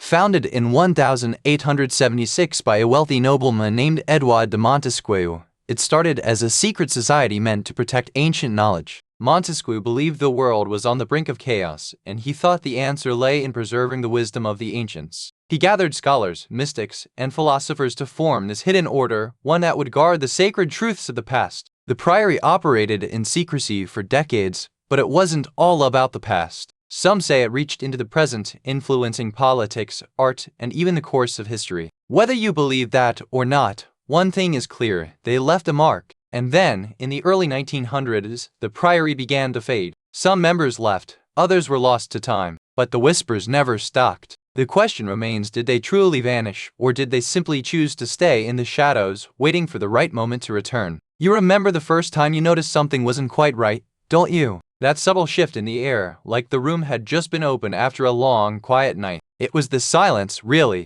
Not the kind that's peaceful, but the kind that feels like it's holding its breath, waiting for something to happen. But then the things started to change. The air grew heavier, the shadows longer, and the silence became a presence in itself. And you began to wonder, was it the place, or was it the people who had come before us, who had lived, loved, and died here? The first signs were quiet, but they were there. And sometimes, the smallest whisper is the loudest warning. You follow the trail of whispers through the crumbling corridors of the Priory of Sion, but now the silence is different. It's not the silence of abandonment, it's the silence of something waiting. One night, a young monk named Brother Alaric vanished without a sound. The last anyone saw of him was his candle burning low in the chapel, and his prayer book left open to a passage about the light that never dies. The monks claimed he'd been taken by the light itself, a punishment for his heresy. But the real mystery is why he never returned to his cell, and why his candle burned for 3 days straight, even after the chapel was sealed. Some say the light that never dies is not a punishment, it's a warning. A whisper in the dark that lures the curious into the eternal glow, where time dissolves and the soul is lost to the silence. And now, as you stand in the same chapel, you wonder, did Brother Alaric ever truly leave?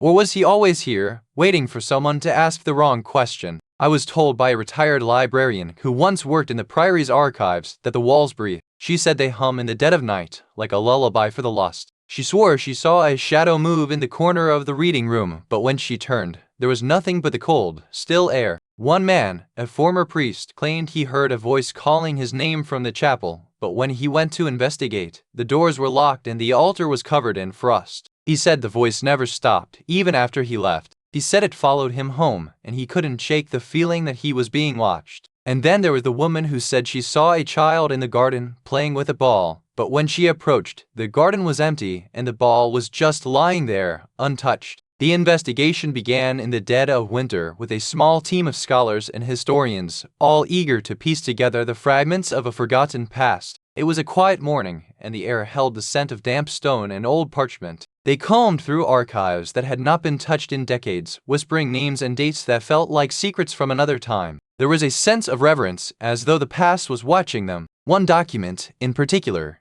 caught their attention, a letter dated 1743, written in a shaky hand describing a strange event at the Priory. The writer spoke of a shadow that moved on its own, not of a person, but of something else entirely. They found no direct evidence of the shadow, only a pattern of disappearances and strange behaviors among the Priory's former inhabitants. It was as if something had been left behind, lingering like a memory that refused to fade. As they delved deeper, they began to notice something unsettling, a recurring symbol in the margins of the documents. It was not a signature, but a warning, a mark of something that had once been here and might still be. And then, just as they were about to turn the page, a chill ran through the room, and the candles sputtered out, leaving only the sound of their own breathing in the silence. You see it now, don't you? That single, unexplained detail, like a whisper in the dark that never quite makes sense. It's the one thing that lingers, even when the rest of the story fades. It's the kind of detail that makes your spine tingle, like a memory you never had. You can't place it, but it feels like it's been there all along, like the ghost of a truth that refused to die. Some say it's a red herring, a trick the past plays on us. But I've heard too many stories like this where one small thing holds the key to everything, and no one ever finds it. So what is it, really? And why does it refuse to be explained? That's the question that haunts us all. And maybe, just maybe, it's the question that never gets answered. You've heard the whispers, haven't you? The ones that say the Priory of Sion isn't just a ruin, it's a tomb. Some say it's where the last of the Knights Templar hid their secrets. Others insist it's where the devil himself made his last stand. One local legend says a woman who lived in the village in the 1800s vanished without a trace. Her husband claimed she was taken by the spirits of the Priory, but no one believed him. They said she was just a fool, and that's how they lost her. Then there's the theory that the Priory was built on ancient pagan grounds, and the stones still remember the rituals that were performed there. Some say the air is thick with the scent of burning herbs and something else, something old and very, very hungry. Quick word from our sponsor. If this sounds like something you'd enjoy, take a look at the Fire TV Stick 4K streaming device. There's a link and a QR code on screen right now, and in the description below. Alright, back to it. The locals still say to keep your head down when you pass by at dusk. Some say the wind carries the sound of voices, like a choir of the damned. And if you're lucky, you might hear the laughter of a child just before the lights go out. Of course, some say it's all just stories. But then again, what do you do when the stories start to feel like they're telling you something? And so we return to the question, what if the Priory isn't just a place, it's a mirror? And what do you see when you look into it? Before you go, if you enjoyed this, please give it a like and subscribe so you don't miss the next one. And tell us in the comments what you'd like us to make next. We read every single one. Thank you so much for watching.